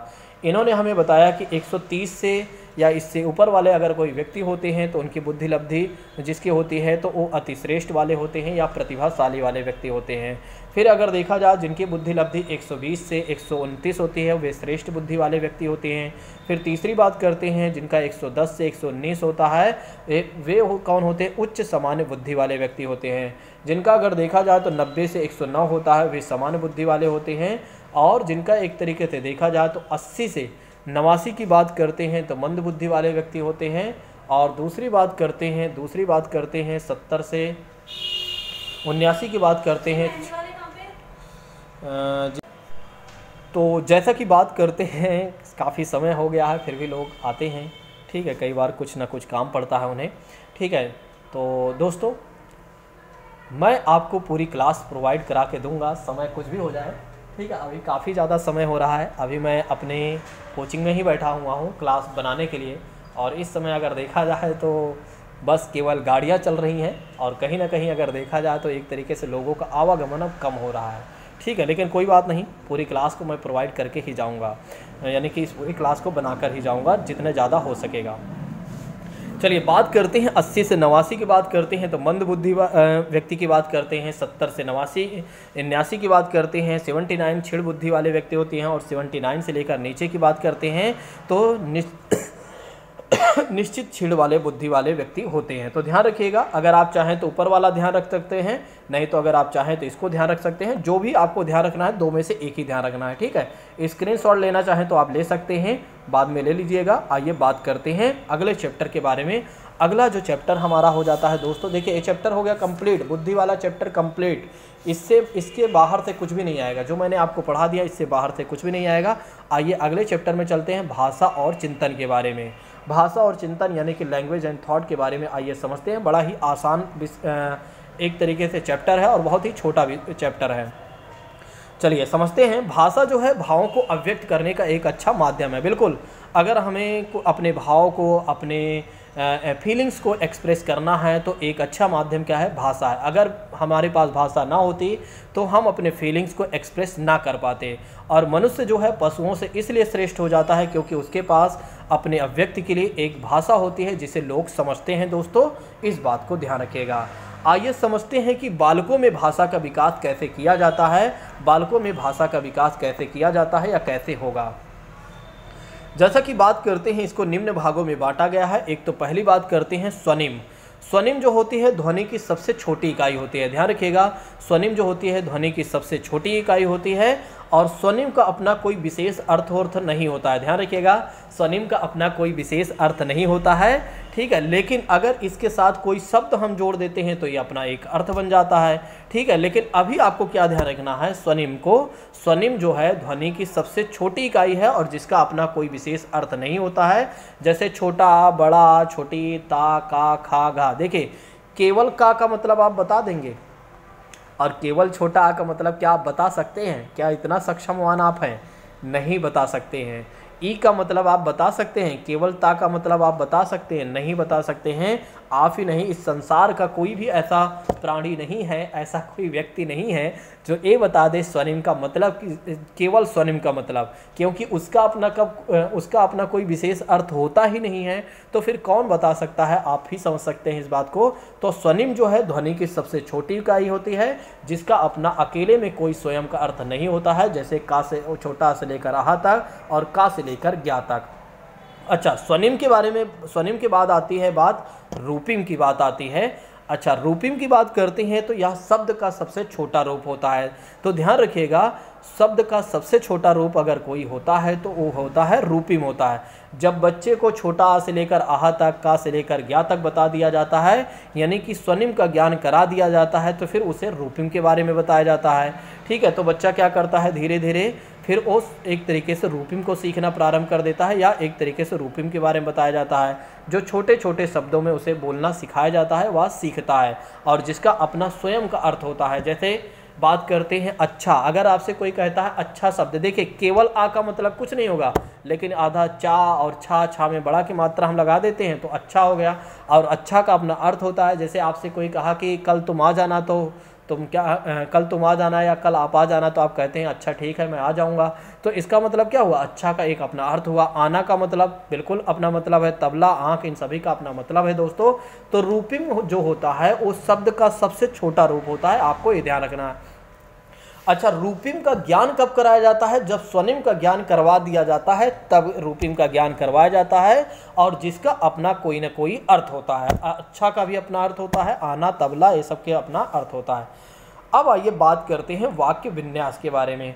अच्छा, वाक्य विन्यास के बारे में अगर देखा जाए तो यहाँ पर सिंपल सी बातें ये हो जाती हैं, वाक्य इसकी जो संरचना होती है, जो वाक्य बना होता है, कोई वाक्य अगर लिखा होता है तो उसमें सब कुछ क्रम में होना चाहिए। कोई भी वाक्य लिखा होता है तो उसमें क्या होता है, यानी कि कहने का मतलब ये है, जब रूपिम बता दिया जाता है तो वाक्य विन्यास के बारे में भी बताया जाता है। ठीक है, जैसे कि बात करते हैं, एक सेंटेंस बनाना भी सिखाया जाता है, जहाँ पर क्या होता है, कर्ता, कर्म, क्रिया सब कुछ उचित स्थान पर होना चाहिए। ध्यान रखिएगा, वाक्य विन्यास में क्या होता है, कर्ता भी सही स्थान पर होना चाहिए, कर्म भी सही स्थान पर होना चाहिए, और क्रिया भी सही स्थान पर होना चाहिए। ठीक है, जैसे रमेश खाना खा रहा है, जैसे रमेश खाना खा रहा है, ठीक है, तो यहाँ पर एक तरीके से एक क्या है, वाक्य विन्यास है, जो बिल्कुल सब कुछ सही क्रम में। अगर ये लिख दिया जाता है कि खाना रमेश खा रहा है, तो फिर ये गलत हो जाएगा, क्योंकि यह क्रम में नहीं है, क्योंकि कर्ता कहीं और है, कर्म कहीं और है, क्रिया कहीं और है। तो ध्यान रखिएगा, वाक्य विन्यास में क्या है कि कर्ता, कर्म, क्रिया सब कुछ एक जगह पर होना चाहिए, यानी कि एक सीक्वेंस में होना चाहिए। इस बात को आपको ध्यान रखना है। अगर इसमें कुछ भी बदलता है तो वाक्य विन्यास नहीं माना जाएगा। अब आइए बात करते हैं अर्थ विन्यास। देखिए, अर्थ विन्यास, अर्थ का मतलब हो जाता है कि कहीं ना कहीं जो सेंटेंस होगा उसका अपना अर्थ होना जरूरी है। अगर वो अर्थ में नहीं है तो कहीं ना कहीं प्रॉब्लम्स तो हो ही सकती है। जैसे समझिएगा, रमेश कॉफ़ी पीता है। भैया, अगर आपसे कोई कहता है कि रमेश कॉफ़ी पीता है, तो आप कहेंगे सामने वाले व्यक्ति को, इससे बड़ा मूर्ख व्यक्ति इस संसार में कोई नहीं है। कॉफ़ी पिया नहीं जाता है, बल्कि क्या किया जाता है, खाया जाता है। ठीक है, थोड़ा सा इंजॉय करने के लिए कुछ शब्दों का इस्तेमाल करना पड़ता है। ठीक है, तो एक तरीके से अगर देखा जाए तो रमेश जो है कॉफ़ी पीता है, रमेश कॉफ़ी खाता नहीं है। तो अगर कोई लिख देता है रमेश कॉफ़ी खाता है तो वो गलत माना जाएगा, रमेश कॉफ़ी पीता है तो ये सही माना जाएगा दोस्तों। ठीक है, इस बात को ध्यान रखिएगा। तो इसे क्या माना जाता है, अर्थ विन्यास, जिसका अपना कोई अर्थ पूरा होना चाहिए। ठीक है, तो यहाँ रमेश कॉफ़ी पीता है, मैं लिख देता हूँ, रमेश यहाँ पर क्या हो रहा है, कॉफ़ी पीता। वैसे ये लिखा हुआ है, ये देखिए मैं भूल गया था, रमेश कॉफ़ी पीता है ये सही है, और रमेश कॉफ़ी खाता है एक गलत है। तो दोस्तों, हमने आपको बता दिया भाषा के भाग के बारे में। सबसे पहले बच्चे को स्वनिम के बारे में बताया जाता है, ठीक है, फिर उसे रूपिम के बारे में बताया जाता है, फिर वाक्य विन्यास के बारे में बताया जाता है, फिर अर्थ विन्यास के बारे में बताया जाता है कि बेटा तुम्हें ऐसा नहीं करना है, ऐसे कोई भी वाक्य नहीं बना देना है जिससे सामने वाला व्यक्ति परेशान हो जाए। अगर मान लेते हैं एक बच्चे ने बना कर दे दिया कि रमेश खाना पीता है, तो आप सोचिए कि सब कुछ गलत हो जाएगा, सब इधर का उधर हो जाएगा। फिर समझ लीजिए कि एक तरीके से ब्रह्मा विष्णु सब अलग हो जाएंगे। चलिए, अब बात करते हैं भाषा के सिद्धांत के बारे में। भाषा विकास के सिद्धांत की जब बात की जाती है तो बेंडूरा महोदय का नेम आता है दोस्तों। तो बेंडूरा महोदय का नेम याद रखिएगा, ये आपके एग्जाम में आते रहते हैं। ठीक है, बेंडूरा महोदय। अच्छा, एक कहते क्या हैं, आइए इसको समझ लेते हैं तो आपको याद रहेगा। एक कहते ये हैं कि अपने सामाजिक सीखने के सिद्धांत में कहते हैं, देखिए इन्होंने सिद्धांत क्या दिया हुआ है ये ध्यान रखिएगा। बेंडूरा महोदय ने सामाजिक सीखने का सिद्धांत इन्होंने दिया हुआ है। इन्होंने कहा कि अनुकरण पर बलपूर्वक कहा है। इन्होंने कहा कि बच्चा जो कुछ भी सीखता है, यानी कि जो भी भाषा वगैरह सीखता है वो अपने परिवार और आस पड़ोस से सीखता है। तो बेंडूरा महोदय ने हमें ये समझाने का प्रयास किया कि देखिए बच्चा जो कुछ भी सीखता है वो अपने परिवार या आस पड़ोस के से सीखता है, अनुकरण करके सीखता है जो कुछ भी भाषा वगैरह सीखता है। इसलिए इन्होंने इनके सिद्धांत को क्या कहा गया है, सामाजिक विकास के सिद्धांत कहा गया है। तो सामाजिक सीखने का सिद्धांत या सामाजिक एक तरीके से भाषा सीखने का सिद्धांत कहा गया, आप ऐसे भी कह सकते हैं। अच्छा, इन्होंने फिर क्या कहा कि एक तरीके से मॉडलिंग भी बच्चों के सीखने में महत्वपूर्ण भूमिका निभाती है। तो मॉडलिंग जो होता है वो भी बच्चों के महत्वपूर्ण सीखने में भूमिका निभाती है, क्योंकि वहाँ पर भी अनुकरण ही किया जाता है। तो आपको कुछ नहीं याद रखना, आपको केवल 2 बातें याद रखनी है। एक तो सामाजिक सीखने का सिद्धांत किसने दिया हुआ है, बेंडूरा महोदय ने दिया है। इन्होंने क्या कहा है, इन्होंने कहा कि बच्चा जो भी भाषा वगैरह सीखता है वो परिवार या आस पड़ोस से सीखता है। बस इतना आपको ध्यान रखना है। अगर आपके एग्जाम में मॉडलिंग आ जाता है तो मॉडलिंग में भी आप जोड़ दीजिएगा बेंडूरा साहब को और आपका काम हो जाएगा। आइए अब समझ लेते हैं चॉम्स्की महोदय का भाषा अर्जित करने का सिद्धांत। इनके बारे में एक चीज़ें ध्यान रखिएगा। एक तो पहली बात एक है, इन चॉम्स्की ने जनरेटिव ग्रामर की संज्ञा दिया हुआ है, या एक तरीके से अगर आपके एग्जाम में पूछा जाता है जनरेटिव ग्रामर की संज्ञा किसने दिया हुआ है, तो ये बात ध्यान रखिएगा, चॉम्स्की महोदय ने। अच्छा, चॉम्स्की महोदय ने कहा क्या हुआ है, किताब के अनुसार मत चलिए, मैं ऐसे ही बता दे रहा हूँ ताकि आपको याद रहे। देखिए, चॉम्स्की महोदय ने कहा कि बालक में व्याकरण या भाषा जो सीखने की क्षमता होती है वो जन्मजात होती है। बस आपको इतना ध्यान रखना है। इन्होंने क्या कहा हुआ है अपने सिद्धांत में कि बालक जो होता है उसमें क्या होता है, व्याकरण, बालक में क्या होता है, व्याकरण और भाषा सीखने की जो क्षमता होती है वो कैसी होती है, जन्मजात होती है। बस इतना आपको ध्यान रखना है। तो दोस्तों, हमने आपको बताया चॉम्स्की महोदय के बारे में कि इन्होंने भाषा अर्जित करने के सिद्धांत में इन्होंने बताया कि बच्चा जो व्याकरण सीखता है और जो एक तरीके से भाषा सीखता है उसकी जो क्षमता होती है वो जन्मजात होती है। बस आपको ये ध्यान रखना है। और दूसरी बात आपको ध्यान रखना है कि इन्होंने जनरेटिव ग्रामर की संज्ञा दिया हुआ है भाषा को। बस इतना ही आपको ध्यान रखना है, इससे ज़्यादा आपको नहीं ध्यान रखना है। इससे ज़्यादा आप ध्यान रखेंगे तो भी क्या करेंगे, कहाँ ले जाएंगे। हाँ, आइए अब बात कर लेते हैं भाषा विकार के बारे में। यदि आप लोगों को मेरी बातें अच्छी लग रही हैं या पढ़ाने का तरीका सही लग रहा है या कंटेंट अच्छा लग रहा है तो एक बार लाइक और कमेंट ज़रूर करिए दीजिए, ठीक है, थोड़ा से मनोबल हमारा भी बढ़ जाए। ठीक है, आप समझ रहे हैं इस समय रात के बज रहे हैं, मैं आपको घड़ी देखकर बताता हूँ, इस समय रात के बज रहे हैं 10 साढ़े 10 बज रहे हैं, ठीक है, 10:15 बज रहे हैं। ठीक है, दरअसल क्या होता है वीडियो मुझे बाद में अपलोड करना होता है, ठीक है, तो ये मान के चलिए 10:30 बज रहे हैं, कोई नहीं 11 बजेंगे चलेगा।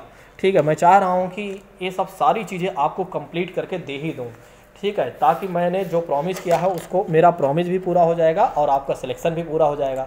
सिलेक्शन भी हो जाएगा और आपका सिलेक्शन हो जाएगा तो दुआएं तो ज़रूर देंगे, मुझे पता है, ठीक है, बाकी मर्जी आपकी है। चलिए बात करते हैं भाषा विकार के बारे में। देखिए, भाषा विकार के बारे में यदि हम बात करते हैं, यदि बालक अपने स्वर यंत्रण पर नियंत्रण नहीं रख पाता है, स्वर यंत्रों पर नियंत्रण नहीं रख पाता है, तो ये समझ लीजिए उसमें भाषा दोष उत्पन्न है। देखिए, अगर कोई व्यक्ति या कोई बच्चा जो होता है सही तरीके से स्वर यानी कि वावेल का इस्तेमाल नहीं कर पा रहा है दोस्तों, तो कहीं ना कहीं उसमें भाषा दोष है। देखिए, भाषा दोष से क्या होता है, ग्रसित बालक समाज से कतराने लगता है। जिन बच्चों को भाषा दोष होता है वो कहीं ना कहीं समाज से कतराते हैं, वे बोलने का प्रयास नहीं करते हैं, उनमें क्या होता है, हीनता की भावना का विकास हो जाता है। बिल्कुल दोस्तों। अच्छा, उनके साथ एक समस्या और भी है, अगर कोई बच्चा हकलाता है, तुतलाता है, तो हमारे समाज के लोग, कुछ ऐसे लोग होते हैं जो उस बच्चे को बहुत ज़्यादा परेशान करते हैं, ठीक है, और जब उसको परेशान करते हैं तो उनको सामने वाला व्यक्ति तो मज़ा आता है, लेकिन उनको ये नहीं पता है कि जो सामने वाला व्यक्ति है वो काफ़ी ज़्यादा परेशान हो जाता है दोस्तों, ठीक है, और जिसकी वजह से वो क्या करता है, कतराने का प्रयास करता है, ठीक है। अच्छा, बाद में क्या होता है कि यही जो बच्चे होते हैं वे अंतर्मुखी वाले व्यक्ति होते हैं, जो कम बोलने का प्रयास करते हैं, बस सोचने का ही ज़्यादा प्रयास करते हैं, ठीक है, तो इस बात को ध्यान रखिएगा। तो अभी आए थे एक तरीके से बंद करने वाले, क्योंकि उनका भी टाइम हो गया था, वे कह रहे थे कि सर बंद कर लीजिए, लेकिन हमने उनसे कहा कि आप जाइए, मैं बंद कर दूंगा और आपको कॉल कर दूंगा, ठीक है। तो क्या होता है कि मेन गेट लगाना होता है, वो व्यक्ति परेशान हो जाता है। वैसे मैं डेली नहीं रुकता हूँ, कभी कदार ही रुकता हूँ जिस दिन काम होता है, ठीक है। लेकिन व्यक्ति जो है बड़ा ही अच्छा है, वो हमारी बात का बड़ा सम्मान करता है। अगर मैंने उससे कुछ कह दिया तो हमारी बातों को टालता नहीं है, ये सबसे ख़ास बात है, ठीक है। तो मुझे भी अच्छा लगता है, मुझे अच्छा लगता है कि ऐसे व्यक्ति हमें मिलते हैं जिनके साथ हमारा जो संबंध होता है बड़ा अच्छा होता है और वे हमारे अपने बन जाते हैं, ठीक है। कहीं ना कहीं हमारा भी व्यवहार उसी तरह से है जिसे मैं अपना बनाने का प्रयास करता हूँ, और कहीं ना कहीं जो सामने वाले व्यक्ति मिलते हैं वो भी हमारे व्यवहार के जैसे, या मैं उनके व्यवहार के जैसे मैं उनके जैसे हो जाता हूँ या वो मेरे जैसे हो जाते हैं। बात एक ही होती है कि हमारा रिलेशन बड़ा अच्छा बन जाता है, ठीक है। चलिए, इसी तरह से हम सभी लोगों को अपना रिलेशन बना कर रखना चाहिए जिससे हर व्यक्ति आपसे खुश रहे, ठीक है। क्या करना है इस जीवन में, क्या करना है, सोचिए एक बार, इस जीवन में करना ही क्या है यार। इस जीवन में करना है क्या है, पैसा कमाना है, मान लेते हैं बहुत सारे लोगों का उद्देश्य होता है पैसा कमाना, लोगों में अपनी प्रतिष्ठा कमाना होता है। बस साथ साथ लोगों को दिल भी जीतते चलिए, पैसा भी कमाइए, जीवन भी जीते चलिए और लोगों के साथ अच्छा भी करते चलिए। करना ही क्या है ये तो सोचिए। जिस समाज में हमने जन्म लिया हुआ है, इस समाज को हमें कुछ देना भी है, हमारा नैतिक कर्तव्य बनता है दोस्तों, ठीक है। जिस समाज में हमने जन्म लिया हुआ, इस समाज में हमें कुछ देकर भी जाना है। जिस समाज से हमने लिया हुआ है, जाते जाते हमें देते चलना है। यानी कि एक तरीके से क्या है कि हमें अपने जीवन को भी जीते चलना है और साथ साथ इस समाज से जो हमने लिया हुआ है, इस समाज को भी हम देते चलते हैं, ताकि जो आने वाली जनरेशन है वो भी अच्छे से जीवन जिए और एक तरीके से हमें सैल्यूट करे कि जो इसके पहले वाली जो पीढ़ी रही कहीं ना कहीं हमें बहुत कुछ देकर गई है। आइए इसी के साथ अब प्रारंभ करते हैं, थोड़ा सा इंजॉयमेंट हो गया है, समझते हैं। भाषा दोष शैक्षिक विकास को भी प्रतिकूल रूप से प्रभावित करता है दोस्तों। जैसे कि बात करते हैं भाषा दोष में, अगर देखा जाए तो एक तो ध्वनि परिवर्तन की बात करते हैं, हकलाने की बात करते हैं, तीव्र अस्पष्ट की बात करते हैं, अस्पष्ट उच्चारण और तुतलाना, ये सब क्या है, भाषा दोष के प्रकार होते हैं। आइए समझते हैं अगले चैप्टर के बारे में। भाषा और चिंतन वाले में बस इतने ही महत्वपूर्ण पॉइंट थे दोस्तों, बस इससे ज़्यादा नहीं आएगा। आइए अब समझते हैं gender issues in social construct के बारे में, यानी कि समाज निर्माण में लैंगिक मुद्दे के बारे में, यानी कि समाज निर्माण में लैंगिक मुद्दे के बारे में आइए समझते हैं।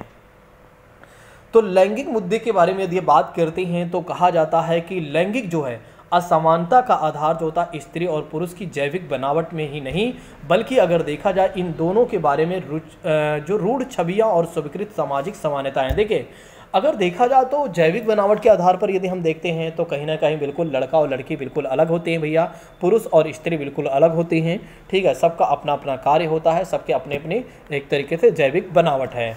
लड़के और लड़कियों का जो पालन पोषण के क्रम में अगर देखा जाए तो यह मन में बैठा दिया जाता है कि जो महिलाएं होती हैं उनकी मुख्य जिम्मेदारी ये होती है कि वे गृहस्थ को चलाएंगी और बच्चों का पालन पोषण करेंगे। देखिए पहले ऐसा होता था, लेकिन अब कहीं ना कहीं ये चीज़ें बदल गई हैं, ठीक है। तो पहले क्या होता था, या आज भी जोड़ लेते हैं, छोड़ लेते हैं, अभी हम इतना अपने देश को ज़्यादा विकसित नहीं कर देते हैं, बस विकासशील में ही रहने देते हैं। देखिए दरअसल क्या है कि जैसे पहले क्या होता था कि लड़के और लड़कियों के मन में जब उनका पालन पोषण किया जाता था, जब उन्हें एक तरीके से उन्हें मतलब कुल मिलाकर उनके जब जीवन की शुरुआत ही होती है, जब वे चलना उठना बैठना ही शुरू करते हैं, जब स्कूल जाना ही शुरू करते हैं, तभी उनके मन में यह बैठा दिया जाता है कि भैया देखो आपका काम ये है, आपका काम ये है। यानी कि जो लड़कियां होंगी उनका काम ये है गृहस्थ जीवन चलाना, यानी गृहस्थी चलाना और बच्चों का पालन पोषण करना। और यह तथ्य अधिकतर श्रम के परिवारों के लैंगिक विभाजन से भी झलकता है। महिलाओं के काम को घरेलू कामों में बांट दिया गया और पुरुषों के काम को अलग बांट दिया गया। कहा गया कि पुरुष जो होंगे वे बाहर के काम करेंगे और महिलाएं जो रहेंगे वो घर के काम करेंगे। देखिए यहाँ पर लिखा भी है कि महिलाएं क्या करेंगे, भोजन बनाएंगे, सफाई करेंगे और कपड़े वगैरह धुलेंगे, जबकि पुरुष के बारे में अगर देखा जाए तो घर के काम वगैरह करेंगे, घर के बाहर के काम करेंगे। ऐसा नहीं है कि पुरुष ये सारे काम नहीं कर सकते, दरअसल वे सोचते हैं ऐसे कामों को करना महिलाओं की जिम्मेदारी है दोस्तों, ठीक है। ऐसा अभी तक लैंगिक भिन्नता चली आ रही है, यानी कि लैंगिक मुद्दे या कहीं ना कहीं एक तरीके से प्रॉब्लम्स चली आ रही हैं। आइए समझते हैं पूर्वाग्रह और रूढ़िवाद के कारण लैंगिक भेदभाव के बारे में। आप लोग इस बात को कितना समझते हैं, आप लोग एक बार कमेंट करके बताइएगा कि क्या जो महिलाओं को काम दिया गया है वो पुरुषों को जो काम दिया गया है, या देखिए दिया नहीं गया है किसी को, मैं तो ये कहूँगा भाई किसी को दिया नहीं गया है, ठीक है, वो एक तरीके से काम है। क्या ये बातें सही हैं या नहीं, और कहाँ तक सही है और कहाँ तक गलत है? देखिए मेरा मानना है, मैं जहाँ तक समझता हूँ कि हर काम पुरुषों को भी करना चाहिए और हर काम महिलाओं को भी करना चाहिए, लेकिन कहीं ना कहीं यहाँ पर क्या होता है, एक भावनाएं होती हैं। अगर क्या होता है कि सारे काम पुरुष करने लगेंगे, महिलाएं नहीं करेंगे, तो यहाँ पर क्या हो जाएगा, धीरे धीरे भावनाएं कम होने लगेंगी। मतलब जो एक दूसरे के प्रति जो एक आकर्षण होता है, जहाँ तक मेरा मानना है, बाकी आप लोग क्या सोचते हैं वो आप देख लीजिएगा, ठीक है। तो दरअसल क्या होता है, एक जो मनुष्य होते हैं ना, हम सब एक मनुष्य हैं कहीं ना कहीं, और हम सभी लोगों में क्या होती हैं, भावनाएं होती हैं। देखिए यहाँ पर मैं जहाँ तक मानता हूँ, ना तो यहाँ पर कोई माता है, ना कोई पिता है, ना कोई पत्नी है, ना कोई पति है, ना कोई भाई, ना कोई बहन। यहाँ पर क्या है दोस्तों, भावनाएं हैं। जिसके साथ हमारी भावनाएं जुड़ी होती हैं वही हमारा अपना होता है, और जिसके साथ हमारी भावनाएं नहीं जुड़ी होती हैं वो हमारा अपना नहीं होता है। देखिए हमें जन्म से ही जन्म के बाद ही हमें बता दिया जाता है ये हमारे माता पिता हैं, हमें इनकी इज्जत करनी चाहिए। हमारे समाज के लोग हमें ये सिखाते हैं, हमारे देश के लोग हमें ये बताते हैं, ये आपके भाई है, ये आपकी बहन है, ये आपकी पत्नी है, ये आपकी बहन है, आपके साथ इनकी भावनाएँ हैं। इस आधार पर अगर देखा जाए तो कहीं ना कहीं जो संसार बना हुआ है वो अच्छा बना हुआ है। लेकिन लोगों ने इसको आगे चलकर क्या कर दिया, लोगों ने इसको थोड़ा से गलत तरीक़ों में बना दिया और गलत तरीक़ों में देख लिया, जिसकी वजह से कहीं ना कहीं लैंगिक भेदभाव उत्पन्न हो गया। जहां पर केवल ये कह दिया गया कि इस काम को केवल महिलाएं ही करेंगी और इस काम को केवल पुरुष ही करेंगे, तो ये गलत है। इस काम को केवल महिलाएं नहीं करेंगी, इस काम को केवल पुरुष ही नहीं करेंगे, बल्कि दोनों काम को महिलाएं भी करें और दोनों काम को पुरुष भी करें, बस आपस में कैसे एक तरीके से समझदारी के हिसाब से करें। चलिए आइए समझते हैं पूर्वाग्रह और रूढ़िवाद के कारण लैंगिक भेदभाव के बारे में। पूर्वाग्रह के बारे में और लैंगिक और रूढ़िवाद के बारे में आइए समझते हैं। देखिए अगर देखा जाए तो सामान्यतः पूर्वाग्रह और रूढ़िवाद के कारण क्या होता है, कहीं ना कहीं जो जेंडर इशूज़ यानी कि एक तरीके से लैंगिक भेदभाव दिखाई पड़ता है। जब किसी व्यक्ति या जाति, वर्ग या वस्तु के बारे में ऐसी कोई धारणा हम बना लेते हैं तो जो वास्तविकता से परे होता है उसे हम क्या कहते हैं, रूढ़िबद्ध धारणाएं कहते हैं। जैसे उदाहरण के स्वरूप में अगर देखा जाए तो भारत में अधिकतर घरों में लड़कियां जो होती हैं घरेलू कार्य ही करती हैं। तो यहाँ पर क्या है, एक तरीके से रूढ़िबद्ध धारणाएं हैं। इस आधार पर अगर देखा जाए तो कोई व्यक्ति सभी लड़कियों से यही अपेक्षा करे कि लड़कियां केवल घर का कार्य करने के लिए ही बनी हैं, तो इस प्रकार कहा जा सकता है कि यह रूढ़िबद्ध धारणाएं हैं। मैंने आपसे क्या कहा, अभी हमने आपसे क्या बताया था पहले कि अगर कोई व्यक्ति ये कहता है कि इस काम को केवल लड़के ही करेंगे या पुरुष ही करेंगे, तो वहाँ पर क्या हो जाएगा, रूढ़िबद्ध धारणाएं हो जाएंगी। अगर कोई व्यक्ति ये कह देता है कि इस काम को केवल महिलाएं ही करेंगी, तो वहाँ पर कहीं ना कहीं रूढ़िबद्ध धारणाएं ही हो जाएंगी, क्योंकि ये जो सोच है आज से नहीं है, वो पहले से चली आ रही है और ये जो सोच है वास्तविकता से परे है। इसलिए यहाँ पर क्या दर्शा रहा है, रूढ़िबद्ध धारणाएं। यहाँ पर आप देख रहे हैं ना, अगर ए लिखा हुआ है, भारत में क्या कहा गया कि लड़कियां केवल घरेलू कार्य करेंगी, तो ये कहीं ना कहीं ये दिखाई दे रहा है कि ये क्या है, रूढ़िबद्ध धारणाएं हैं। दोस्तों इस बात को ध्यान रखिएगा। आइए समझ लेते हैं पूर्वाग्रह के बारे में। पूर्वाग्रह क्या होता है, देखिए पूर्वाग्रह का जो संबंध होता है वो पक्षपात से होता है, पार्शलिटी से होता है। तो अगर आपसे कोई कहता है कि भैया पूर्वाग्रह क्या होता है और रूढ़िबद्ध धारणाएं क्या होती हैं, तो पहले तो आप रूढ़िबद्ध धारणाओं को ध्यान रखिएगा। जब कहा जाएगा कि इस काम को केवल यही करेंगे या वही करेंगे, तो वहाँ पर रूढ़िबद्ध धारणाएं आपको दिखाई देंगी। उसे क्या कहा जाता है, जहाँ एक सोच जो होगी वास्तविकता से परे होगी। सिंपल सी बात इतनी है, जहाँ एक सोच वास्तविकता से परे होंगी और ऐसी कोई धारणा बना ली जाएंगी जो पहले से चली आ रही होंगी, वो कहीं ना कहीं वो चीज़ें कहाँ स्पष्ट दिखाई देती है, रूढ़िबद्ध धारणाएं में। जैसे केवल महिलाएं इस काम को करेंगी, तो ये क्या हो गई, रूढ़िबद्ध धारणाएं हो गई।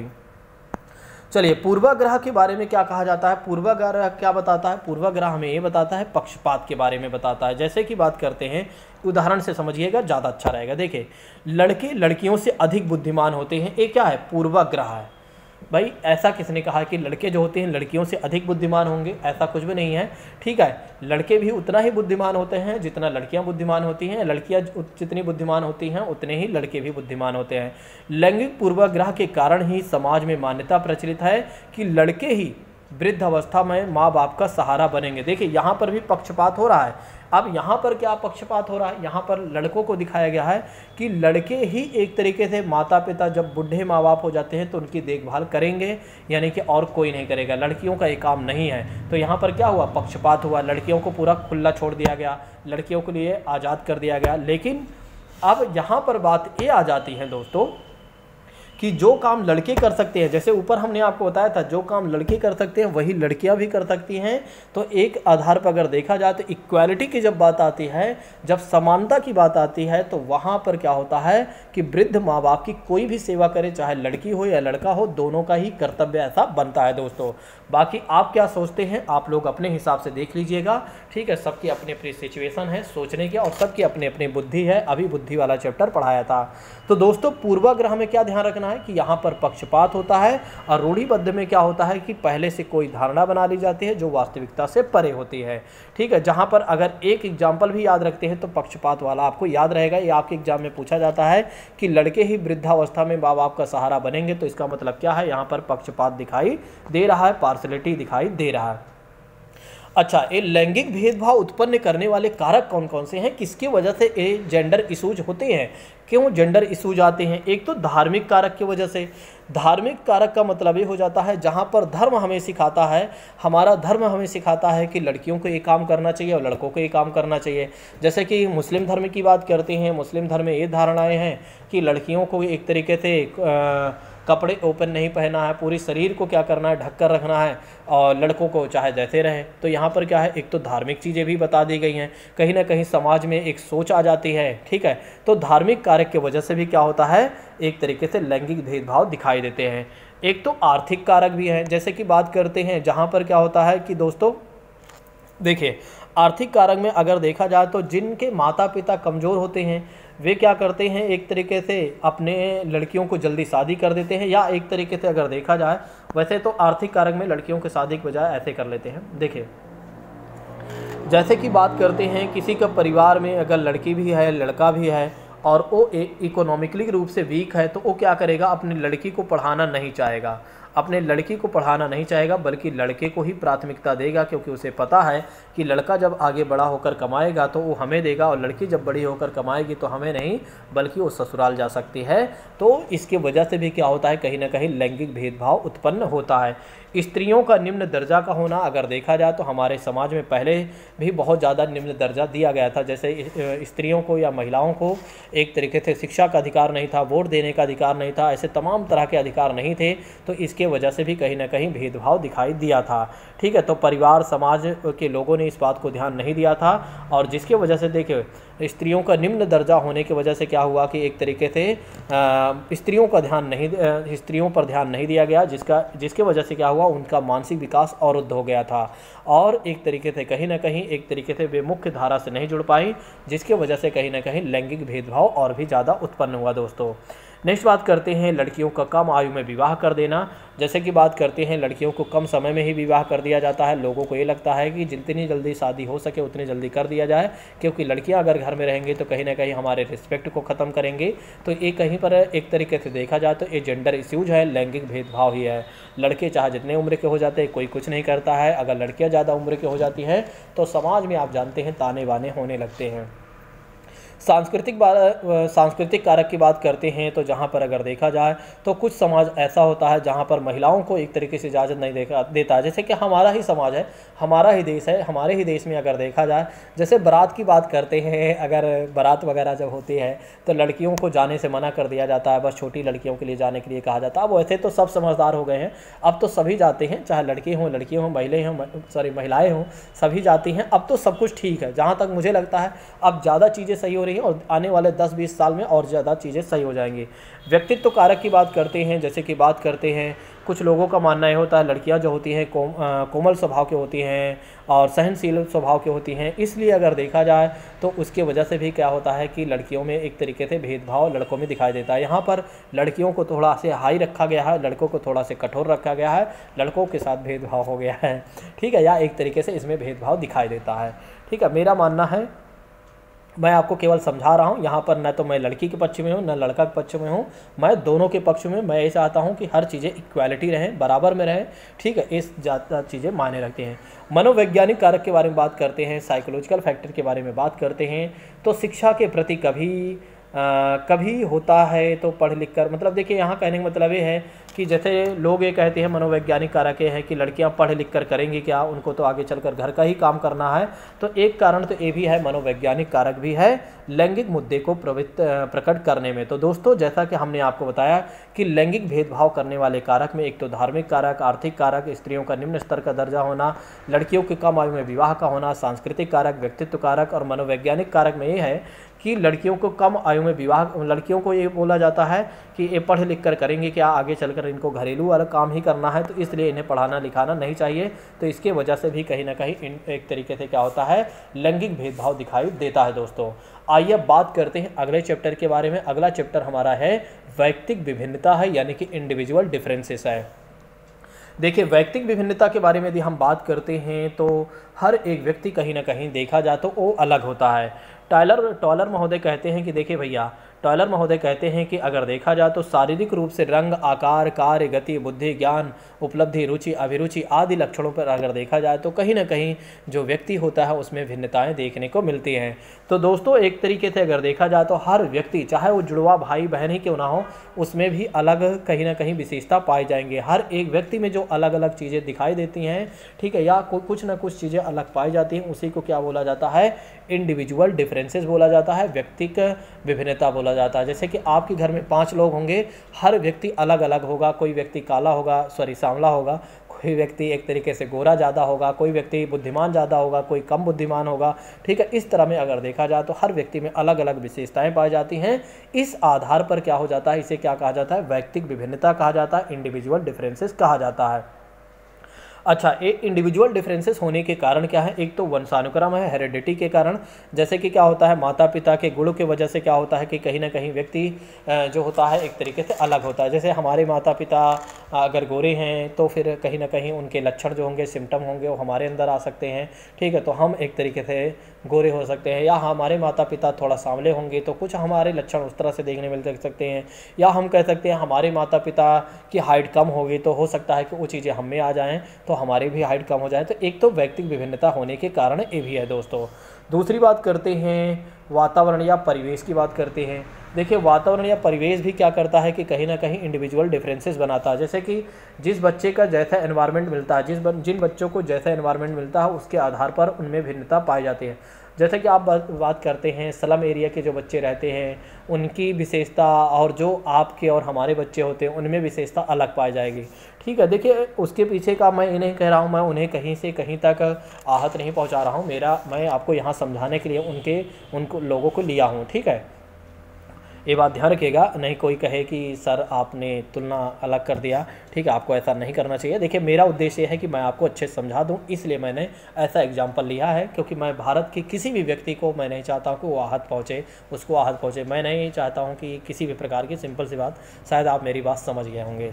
चलिए बात करते हैं। देखिए जैसे कि स्लम एरिया के जो बच्चे होते हैं उनका एनवायरनमेंट बेचारों का अलग होता है। जैसे कि बात करते हैं उन्हें कहीं ना कहीं गाली गलौज जैसे एनवायरनमेंट या लड़ाई झगड़े वाला एनवायरनमेंट मिल जाता है। और अगर देखा जाए तो जो हमारे आपके बच्चे होते हैं, जैसे हम सब लोग हैं, तो हमारा एनवायरनमेंट अलग रहा, तो हम में नैतिकता उनमें नैतिकता अगर देखा जाए तो अलग है। तो ये क्या है, इंडिविजुअल डिफरेंसेस है दोस्तों। इसके वातावरण के आधार पर भी इंडिविजुअल डिफरेंसेस पैदा हुआ है। बात करते हैं लैंगिक भिन्नता की, बात करते हैं लड़कियां और लड़कों के बारे में अगर देखा जाए तो कहीं ना कहीं एक तरीके से क्या होता है, उसके आधार पर भी लैंगिक भिन्नता देखने को मिलती है। जैसे लड़कियों का शारीरिक व मानसिक और लड़कों का शारीरिक, देखिए कहने का मतलब ये है कि कहीं पर आप देखते हैं कि जो लड़कियां होती हैं जो किसी चीज़ को जल्दी सीख लेती हैं, और लड़के जो होते हैं किसी चीज़ को जल्दी सीख लेते हैं, या लड़के और लड़के में अगर देखा जाए तो अंतर होता है, तो ये भी कहीं ना कहीं एक लैंगिक विभिन्नता पाई जाती है। अच्छा, जाति प्रथा और राष्ट्र का प्रभाव की बात करते हैं, इसके आधार पर भी बिल्कुल अगर देखा जाए, जैसे कि अंग्रेज़ों की बात करते हैं तो राष्ट्र के, जैसे कि भारत देश के लोग अलग होंगे, इनमें अलग डिफरेंसेस पाए जाएंगे। और अंग्रेज़ों की बात करते हैं तो जो ब्रिटेन के लोग होंगे वे अलग होंगे। तो उनके और राष्ट्र के आधार पर, देश के आधार पर भी देखा जाए तो कहीं ना कहीं इंडिविजुअल डिफरेंसेस देखने मिलते हैं।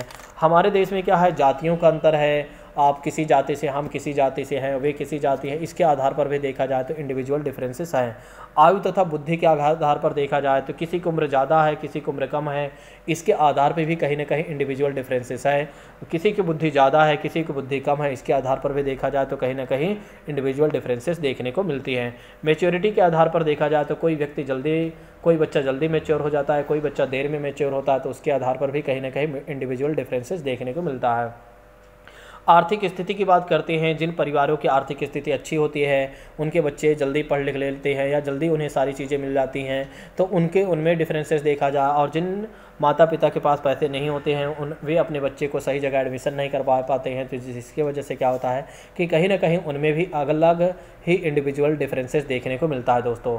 तो एक तो इकोनॉमिक कंडीशन की बात करते हैं, इसके आधार पर भी एक तरीके से इंडिविजुअल डिफरेंसेस देखने को मिलता है। तो दोस्तों हमने आपको बताया कि व्यक्तिगत विभिन्नता के कारण कौन कौन से हैं। एक तो वंशानुक्रम कारक, दूसरी की बात करते हैं वातावरण की वजह से, फिर अगर देखा जाए तो एक तरीके से लैंगिक विभिन्नता की बात करते हैं, जाति प्रथा राष्ट्र पर प्रभाव की बात करते हैं, राष्ट्र के आधार पर, आयु और बुद्धि के आधार पर इंडिविजुअल डिफरेंसेस देखने को मिलते हैं। फिर अगर देखा जाए तो परिपक्वता के आधार पर देखा जाए और आर्थिक स्थिति के आधार पर देखा जाए। आइए अब समझ लेते हैं इवैल्यूएशन ऑफ लर्निंग के बारे में, यानी कि अधिगम के मूल्यांकन के बारे में आइए समझते हैं। देखिए अधिगम के मूल्यांकन के बारे में अगर देखा जाए तो काफ़ी महत्वपूर्ण चैप्टर है, थोड़ा से समझिएगा अच्छे तरीके से, आपके एग्जाम में पूछा जाता रहता है। अच्छा, अगर आप लोगों की मेरी बातें समझ में आ रही हैं तो एक बार कमेंट करके हमें बताइए कि यस सर आप जो हमें समझा रहे हो बिल्कुल क्लियर है, और लाइक वगैरह करते चलिए। यदि आप नए हैं तो आप चैनल को सब्सक्राइब कर लीजिए। आप समझ सकते हैं कितना बेहतर तरीके से, कितना आसान और सरल भाषा में मैं आपको समझा रहा हूँ।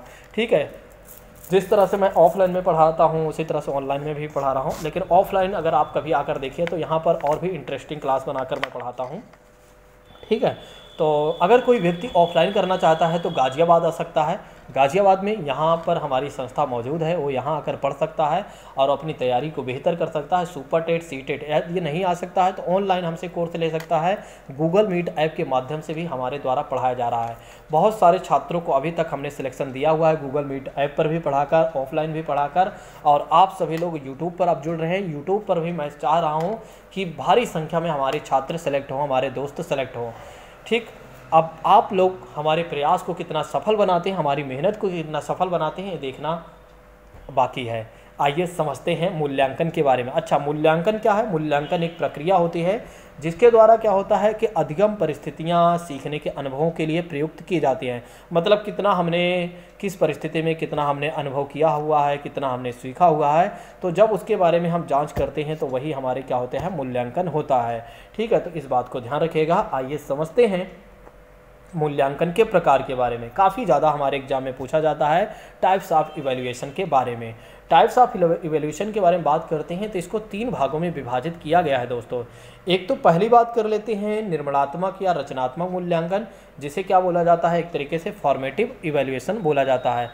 यह जो होता है, यह जो मूल्यांकन होता है, यह बच्चों के बालकों की लगातार प्रतिपुष्टि के लिए होता है, यानी कि बालकों के लिए लगातार फीडबैक के लिए किया जाता है। ठीक है, इसमें क्या होता है, शिक्षक क्या करता है, पढ़ाने के दौरान ही यह जांच करता है या पढ़ाने के दौरान ही बच्चों से जब पूछता है तो फिर उसे क्या माना जाता है, फॉर्मेटिव इवैल्यूएशन। जैसे मैं आपको अभी पढ़ा रहा हूँ, अगर मैं आपसे कुछ पूछ लेता हूँ और आपसे जानकारी लेता हूँ, फीडबैक लेता हूँ, तो इसे क्या माना जाता है, फॉर्मेटिव इवैल्यूएशन माना जाता है दोस्तों। ठीक है, इसमें क्या होता है, बच्चों ने अवृत्तियों, अभिभूतियों या एक तरीके से ज्ञान को कितना प्राप्त किया है, इस हिसाब का फीडबैक लिया जाता है।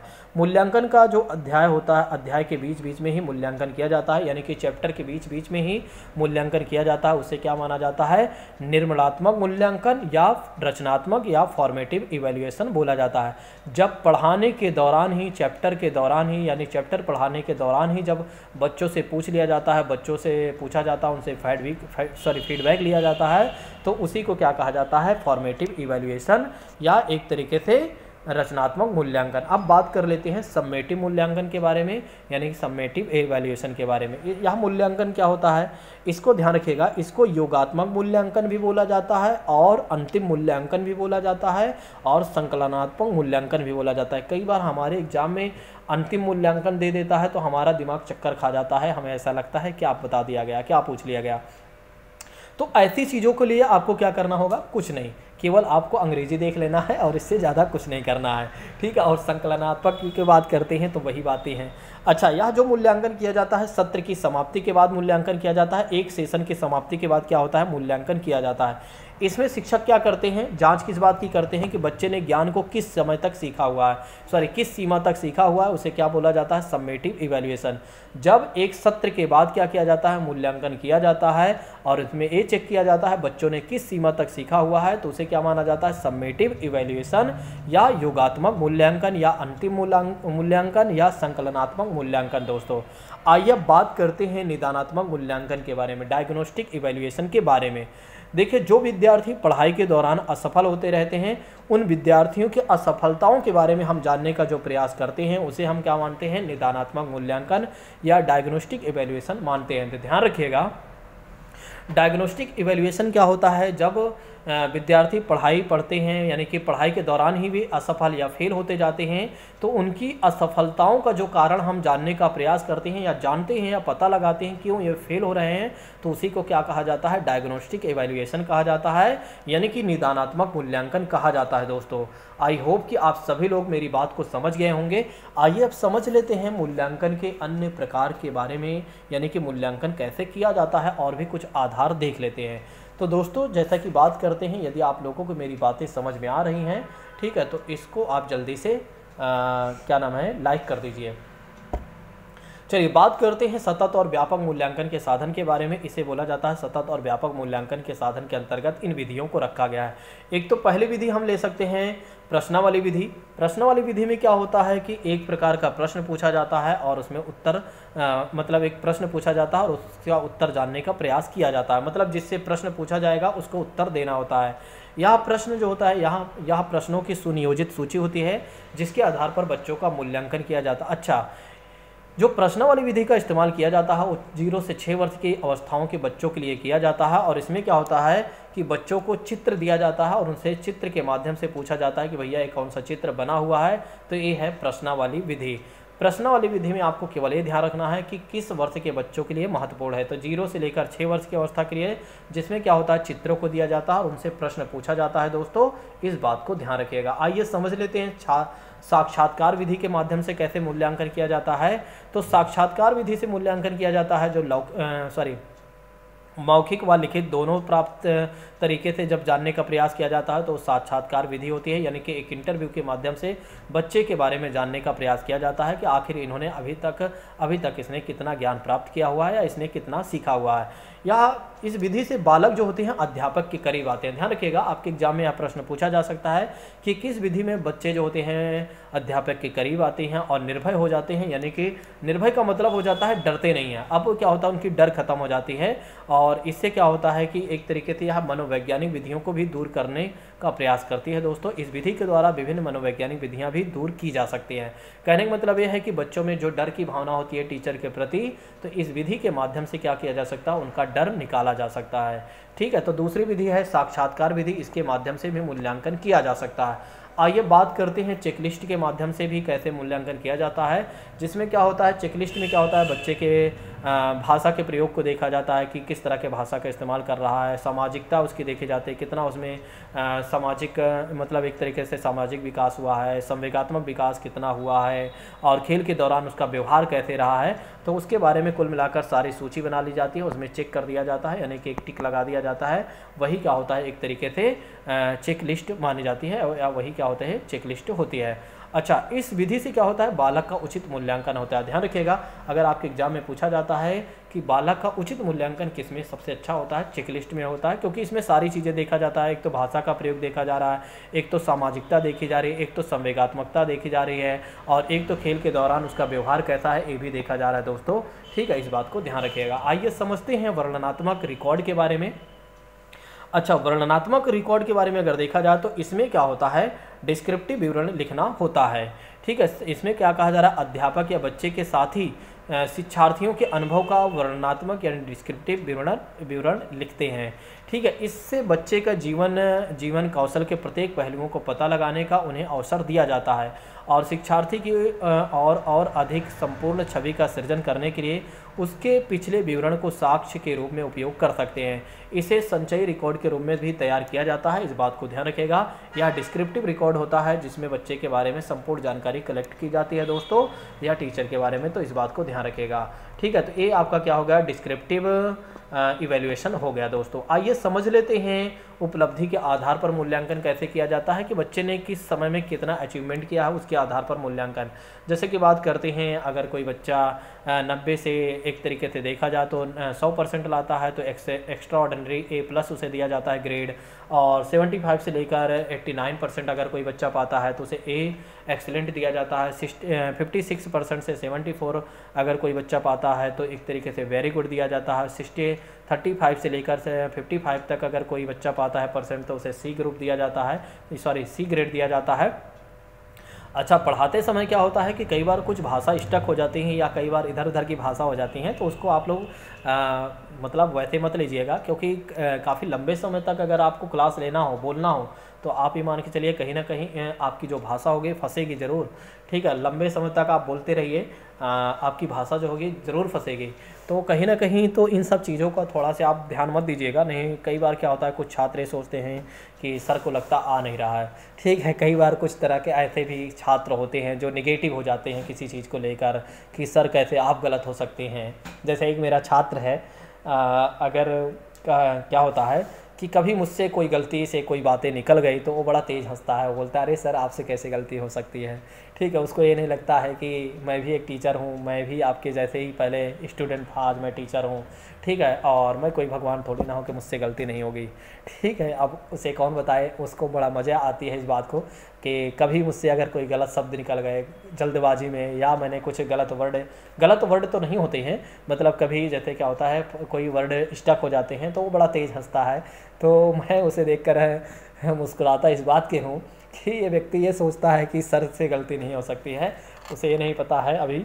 ठीक है, जबकि इतना बड़ा भी हो गया है। ठीक है, तो कई बार क्या होता है, कुछ ऐसे छात्र होते हैं जिनके अंदर ऐसी सोच आ जाती है। ठीक है, तो आप टीचर बनने जा रहे हैं और मुझे नहीं लगता कि आपके अंदर ऐसी सोच आएगी, और बाकी अगर आती भी है तो कोई बात नहीं, इतना तो आप स्वतंत्र हैं। मैं आप पर रोक नहीं लगा रहा हूँ, मैं आपको बता रहा हूँ। ठीक है, कि ऐसी सोच नहीं रखना है। उपलब्धि का परीक्षण की बात करते हैं तो दोस्तों, उपलब्धि का परीक्षण की बात में अगर देखा जाए तो यह दो तरह से होता है। एक तो शिक्षक निर्मित उपलब्धि का परीक्षण किया जाता है, जो शिक्षक के द्वारा निर्मित किया जाता है, उसके आधार पर क्या किया जाता है, उसके आधार पर क्या किया जाता है, मूल्यांकन किया जाता है दोस्तों। और दूसरी बात करते हैं मानकीकृत उपलब्धि परीक्षण, यानी कि एक स्टैंडर्ड बना दिया जाता है कि इस आधार पर ऐसी चीज़ें होनी चाहिए, यानी कि इतना मिलना चाहिए। जैसे बात करते हैं 30% हर बच्चे को पास होना ज़रूरी है, 33% पास होना ज़रूरी है, उसके आधार पर भी मूल्यांकन किया जाता है या परीक्षण किया जाता है दोस्तों, इस बात को ध्यान रखिएगा। आइए अब समझ लेते हैं प्रश्नों का निर्माण के बारे में। आइए समझते हैं दोस्तों प्रश्नों के निर्माण के बारे में। ठीक है, अब थोड़ा से ये सारी चीज़ें थोड़ा से आगे चल रहे हैं हम। ठीक है, प्रश्नों का निर्माण कैसे करते हैं तो आइए समझते हैं। देखिए, अगर देखा जाए तो पूरक प्रश्न 3 प्रकार के होते हैं, और एक तो निबंधात्मक प्रश्न होते हैं, और दूसरा होता है लघु उत्तरीय प्रश्न होता है, और तीसरा अगर देखा जाए तो अति लघु उत्तरीय प्रकार के प्रश्न होते हैं। तो ध्यान रखिएगा, पूरक प्रश्न 3 प्रकार के लगभग होते हैं, जो एक तो निबंधात्मक प्रश्न होते हैं, और लघु उत्तरीय प्रश्न होते हैं, अति लघु उत्तरीय प्रश्न होते हैं। इस बात को जरूर ध्यान रखिएगा, भूलिएगा नहीं दोस्तों। चलिए, अब आइए बात करते हैं समावेशी शिक्षा के बारे में, जो कि आप जानते ही होंगे, इंक्लूसिव एजुकेशन के बारे में। ठीक है, अभी समय बहुत है और इसको पढ़ ही लेते हैं, ख़त्म कर ही देते हैं। समय काफ़ी हो रहा है लेकिन, ठीक है, और समय काफ़ी हो रहा है, कोचिंग में अभी मैं बैठा ही हूँ, लेकिन फिर भी मैं चाह रहा हूँ इसको ख़त्म ही कर देता हूँ, कोई नहीं। ठीक है, और अगर मैं इसको ख़त्म कर देता हूँ तो एक क्लास और आपको देना पड़ेगा मुझे, मतलब कि 3 क्लास में पूरी CDP कंप्लीट हो जाएगी, और मैं चाहूँगा कि एक क्लास और आपको दे दूँ बाद में। ठीक है। अगर आप लोग कहेंगे तो एक क्लास में और दे दूंगा जो बिल्कुल मोस्ट इंपॉर्टेंट होगा, बिल्कुल मोस्ट इंपॉर्टेंट, उसको भी मैं आपको दे दूंगा। लेकिन आप सभी लोगों के हमें सहयोग की ज़रूरत है, और सहयोग ये है कि आप लोग कमेंट करके बताइएगा कि हाँ सर आप अलग से एक टॉपिक लिख दीजिएगा, क्योंकि अभी जो मैं आपसे कह रहा हूँ ये हो सकता है मैं भूल जाऊँ आगे चलकर, ठीक है। क्योंकि अभी जो मैं आपसे बोल रहा हूँ हो सकता है मैं भूल जाऊँ, तो आप उसमें लिखिएगा अपनी बात को, कहानी को लिख दीजिएगा कि हाँ सर आप एक और अच्छी क्लास बना दीजिए जो बिल्कुल मोस्ट इंपॉर्टेंट, जो आपको लगता हो कि 100% यहाँ से क्वेश्चन आ सकते हैं। हूबहू आपको क्वेश्चन देखने को मिल जाएंगे अगर आप लोगों ने मुझे थोड़ा सा सहयोग किया और आप लोगों ने अपनी बातें को लिखा तो। चलिए बात करते हैं समावेशी शिक्षा के बारे में बात करते हैं। समावेशी शिक्षा की बात करते हैं तो इसका मतलब ये हो जाता है समाज के सभी वर्गों के बच्चों को शिक्षा की मुख्य धारा में जोड़ना होता है दोस्तों। यानी कि शिक्षा के समान अवसर उपलब्ध कराने को ही क्या बोला जाता है, समावेशी शिक्षा माना जाता है।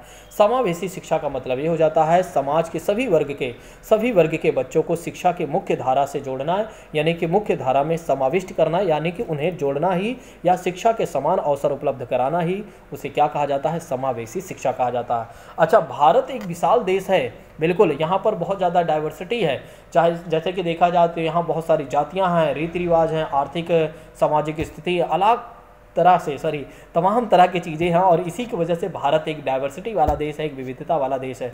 लेकिन भारत की सबसे खास बात क्या है, भारत की सबसे खास बात यह है इतना डाइवर्सिटी होते हुए भी कहीं ना कहीं यूनिटी के प्रतीक है, यानी कि एकता का प्रतीक भारत दिखाता है। ठीक है, अनेकता में होते हुए भी एकता की बात भारत करता है, यानी कि बहुत सारे अनेक है लोग फिर भी एक है भारत। ठीक है, ये बड़ी अच्छी बात है। मुझे अपने देश से बड़ा ही प्यार है। मैं आप लोगों को सही बताऊं, जिस तरह से मुझे अपने माता पिता से बहुत ज़्यादा प्यार है, और उसी तरह से अगर देखा जाए तो मुझे अपने देश से बहुत ही प्यार है। मैं आपसे क्या बताऊं, अगर कोई मुझे करोड़ों रुपए दे दे ना, तब भी मैं अपना देश छोड़ के ना जाऊं, ये समझ लीजिए। ठीक है, मुझे अपने देश से इतना प्यार है। ठीक है, बहुत ज़्यादा प्यार है मुझे अपने देश से। मैं कभी अपने देश की बुराई नहीं करता हूँ। कोई भी मुझसे अगर कुछ कहता भी है तो मैं उसकी बातों को इग्नोर करना पसंद करता हूँ, लेकिन अगर कोई व्यक्ति मेरे देश की बुराई करता है तो मुझे अच्छा नहीं लगता है। ठीक है, लेकिन हाँ कुछ बातें सत्य हैं जो उसको ठीक करने के लिए अगर कोई व्यक्ति मुझसे बुराई करता है तो मैं उसे सही मानता हूँ। अगर कोई व्यक्ति ये चाहता है कि ये चीज़ें गलत हैं, इस आधार पर इसे सही करना चाहिए, तो ये फिर बुराई नहीं है, ये आलोचना मानी जाएगी। और आलोचना जो होती है हमेशा सही करने के लिए होती है। अगर मैं आपकी आलोचना करता हूँ, अगर आप मेरी आलोचना करते हैं तो मैं इस बात से प्रसन्न होता हूं कि आप जो मेरी आलोचनाएं कर रहे हैं इसलिए कर रहे हैं ताकि मैं सही काम कर सकूं। ठीक है, आलोचनाएं हमेशा सुधारात्मक प्रक्रिया के रूप में देखी जाती हैं दोस्तों, मैं इसे ऐसा मानता हूं। आलोचना करना एक अच्छी आदत है। ठीक है, आलोचना करना भी चाहिए और समर्थन भी करना चाहिए, यानी कि जहां पर आवश्यकता के अनुसार अगर लगता है कि ये चीज़ें गलत हैं तो वहाँ आलोचना करना बिल्कुल भी गलत नहीं होगा, आलोचना करिए। और जहाँ लगता है वो चीज़ें सही हैं तो समर्थन करने में भी पीछे मत हटिए, नहीं तो केवल आलोचना के लिए खड़े हो जाए, समर्थन के लिए पीछे हो जाए, ये गलत बात होगी फिर। अच्छा, भारतीय समाज में विविध वर्गों के लोग हैं, जैसे कि विविध वर्गों पानी पीना पड़ेगा लगता है, एक मिनट।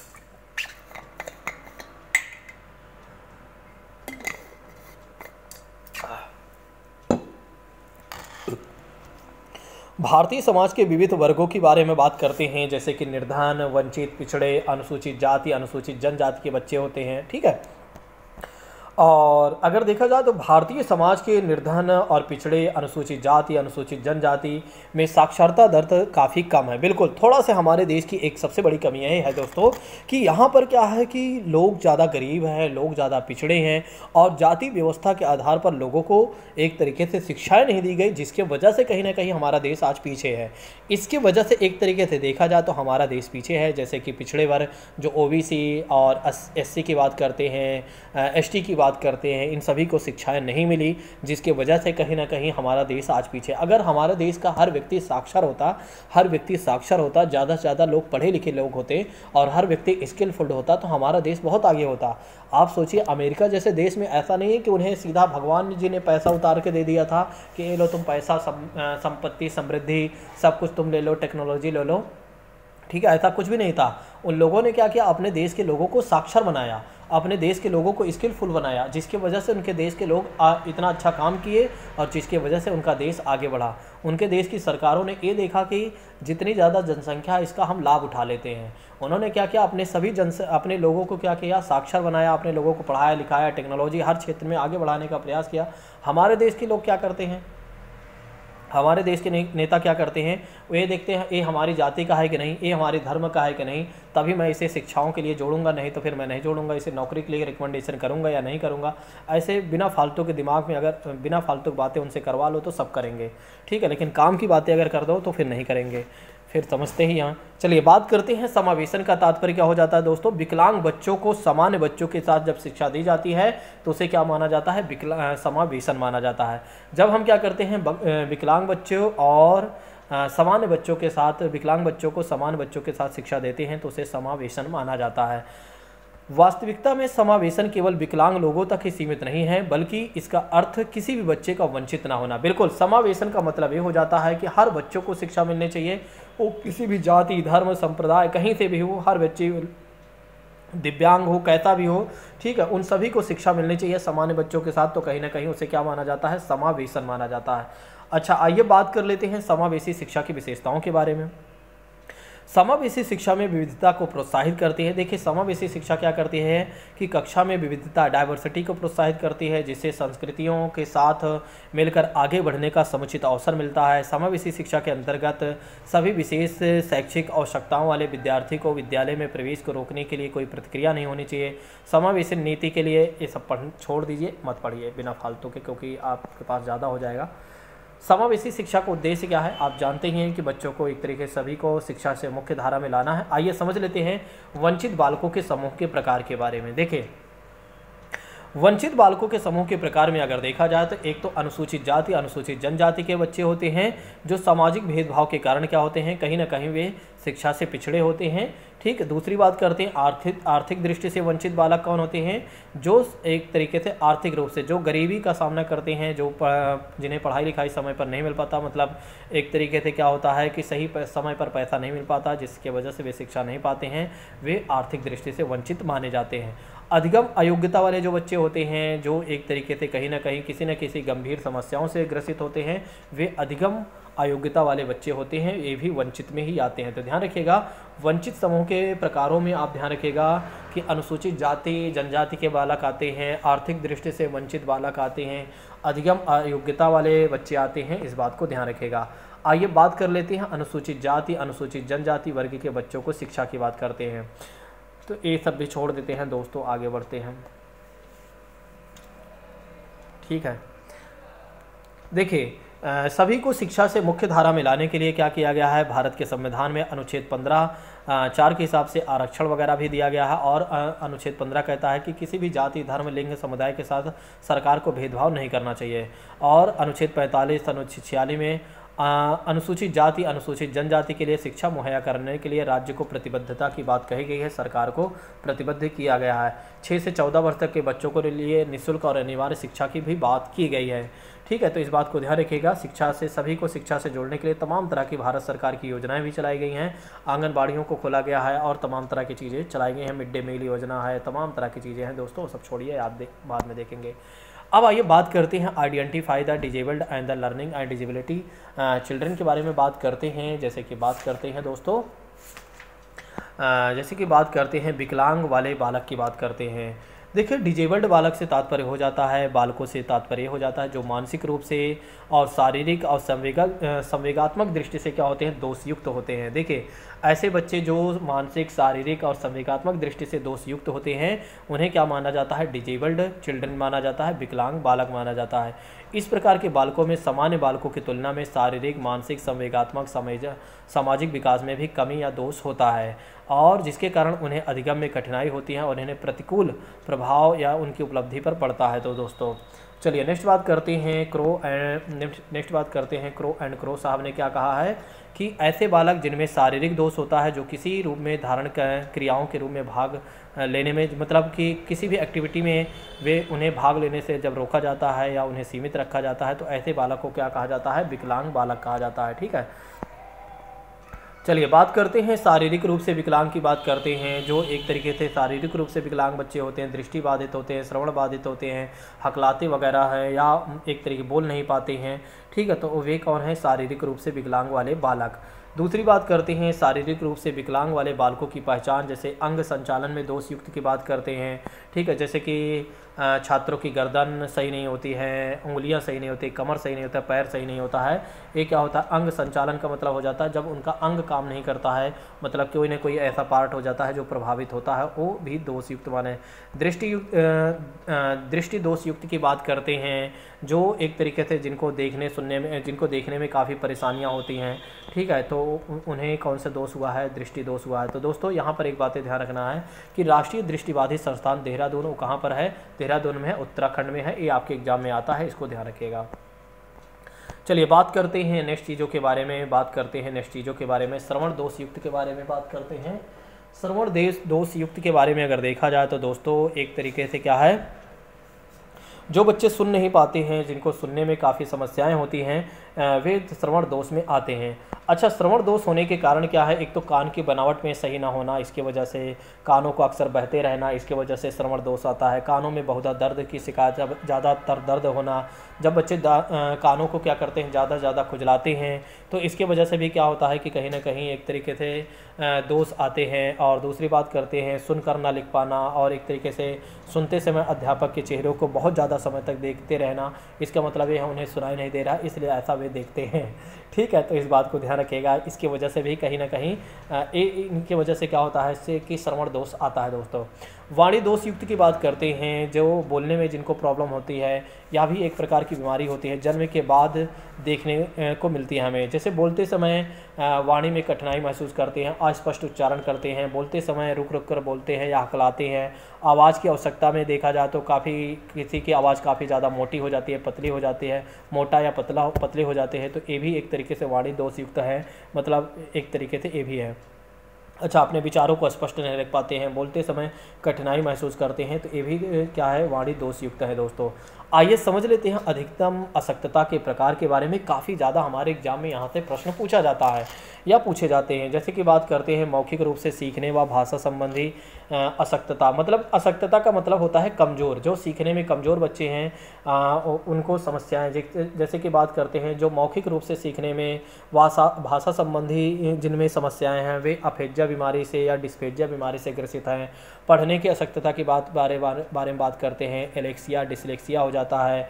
और लिखने संबंधी अगर देखा जाए, देखिए लिखने संबंधी में अग्रेफिया भी आएगा, अप्रेक्सिया भी आएगा, डिस्ग्राफिया भी आएगा, असम्बोलिया भी आएगा और डिस्प्रक्सिया भी आएगा। इसको याद कर लीजिएगा, इसकी ट्रिक मैं आपको आगे चलकर दूंगा, बहुत जल्द ही दूंगा, ताकि आपको याद रहे। वर्तनी संबंधी ध्यान रखिएगा। गणित संबंधी आप जानते हैं डिस्कैलकुलिया के बारे में।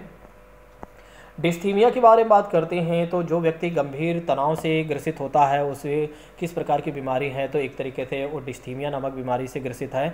अच्छा, उसकी जो मनोवृत्ति होती है, मन स्थिति होती है, हमेशा निम्न होती है, इस बात को भी ध्यान रखना है। डिसमोर्फिया का मतलब ये हो जाता है जब व्यक्ति या बच्चा जब होता है, क्या होता है कि एक तरीके से भ्रम की अवस्था में होता है, तो ऐसी बीमारी कौन सी माने जाते हैं, डिसमोर्फिया वाली।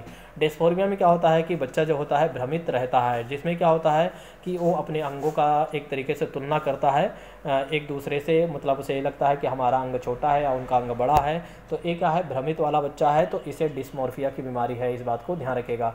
दोस्तों जिस तरह से हमने आप लोगों से प्रॉमिस किया हुआ है, 5 क्लास में मैं आपको सीटेड पास करा रहा हूँ। वैसे तो मैं 5 क्लास ही आपको दूँ, लेकिन मैंने देखा है कि आप लोग देख नहीं पाते हैं, इसलिए मैंने इस क्लास को थोड़ा से खंड में कर दिया है। नहीं तो हर एक विषय की मैं आपको एक वीडियो देने वाला था, ठीक है, लेकिन मैंने देखा कि आप लोग परेशान हो जाते हैं, और मैं ये नहीं चाहता हूँ कि मेरे छात्र जो हैं वो परेशान हो, ठीक है।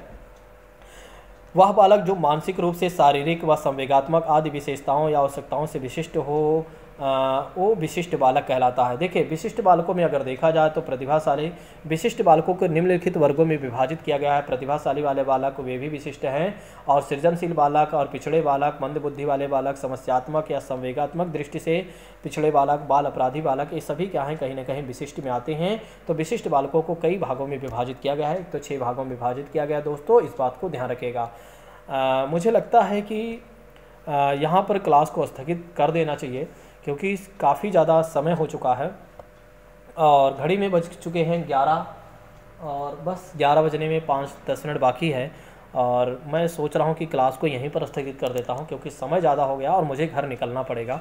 नहीं तो फिर ये मान के चलिए मुझे यहीं सोना पड़ जाएगा, क्योंकि अगर वो व्यक्ति सो गया जो मेन गेट बंद करता है, तो फिर गेट बिना बंद किए मुझे नहीं जाना होगा, क्योंकि कोचिंग के अंदर बहुत सारे सामान हैं, और मतलब बहुत सारी चीज़ें हैं, फिर मेरी पूरी जिम्मेदारी बन जाएगी और मैं यहाँ से नहीं जा पाऊँगा। तो फिर क्लास को यहीं पर स्थगित कर देता हूँ। बाकी इसके बाद एक क्लास और आएगी, अब चाहे वो जितने घंटे की बनेगी, क्योंकि मैंने सोचा था कि 2 घंटे की वो क्लास बन जाएगी, ये वाली क्लास, तो 2 घंटे की और बन जाएगी।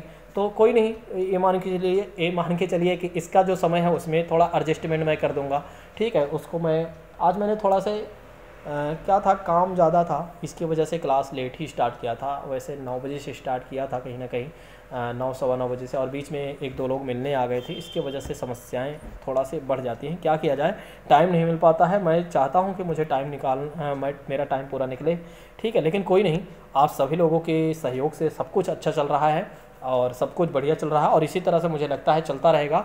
आप लोगों का प्यार और स्नेह जो है ये बहुत ही अच्छा है, और आप लोग जिस तरह से हमें प्यार और स्नेह देते हैं इसके लिए बहुत बहुत धन्यवाद दोस्तों, ठीक है। आप लोग समझ लीजिए आप ही हैं, और आप लोग सिलेक्शन दीजिए, और हमें बड़ी खुशी होगी इस बात के लेकर कि हमने बहुत अथक प्रयास किया आप लोगों को सिलेक्ट कराने में। और ये समझ लीजिए कि जिस दिन आप लोगों को सिलेक्शन होगा उस दिन जो एक तरीके से खुशी होगी, वाकई में वो खुशी अलग ही होगी, ठीक है। इस संसार की सबसे बड़ी खुशी मिलेगी जब आप सभी छात्रों का सिलेक्शन होगा कि व्योम एकेडमी में प्रवीण सर के नेतृत्व में और प्रदेश सर के नेतृत्व में कहीं ना कहीं हर छात्र पास हुआ है। और मैं चाहता हूं कि हर छात्र पास हो हमसे पढ़ने वाला, और जिसको जिस तरह से मेरा सहयोग चाहिए, जैसा भी चाहिए, ठीक है। रात अगर 12 बजे है ना, अगर उसको कोई डाउट्स है ना तो वो भी पूछ ले, ठीक है। जैसा मन करे, जैसा चाहे वैसा, चाहे जो यूट्यूब पर भी हमारे छात्र पढ़ रहे हैं उनको भी अगर किसी प्रकार की समस्या होती है तो वे भी हमसे पूछें, किसी भी तरह से पूछें। हमारा नंबर भी लिखा हुआ है अबाउट में जाकर 8920340192 पर आप हमें व्हाट्सअप कर दीजिएगा। देखिए, कॉल मत करिएगा, थोड़ा से कॉल करने में हमें परेशानी होती है, क्योंकि फ़ोन क्या होता है कि कई बार बंद रहता है, आप बंद तो नहीं रहता है, लेकिन कई बार मैं बिजी रहता हूं और कॉल नहीं पिकअप कर पाता हूं। तो मैं ये चाहूँगा कि आप मैसेज कर दीजिएगा। मैसेज का रिप्लाई मैं क्लास में भी रहता हूँ तब भी दे लेता हूँ, या मुझे जैसे ही समय मिलता है जिस आधार पर आंसर देना होता है उस आधार पर मैं दे देता हूँ, ठीक है। अगर ऑडियोज़ वीडियो जैसे भी होता है वो दे देता हूँ। तो दोस्तों, अगर आप लोगों को मेरे पढ़ाने का तरीका अच्छा लगा हो या समझाने का तरीका सब कुछ बढ़िया लगा हो तो एक बार कमेंट जरूर करिएगा। बाकी मर्जी आपकी है, करना क्या है आप लोग देख लीजिए, मेरा काम है आपको सही मार्गदर्शन दिखाना। तो दोस्तों, थैंक यू सो मच, जय हिंद दोस्तों, take care all of you. हम मिलते हैं किसी और दिन, जल्द से जल्द सभी विषयों को अच्छे से ख़त्म करते हैं। थैंक यू सो मच, जय हिंद दोस्तों।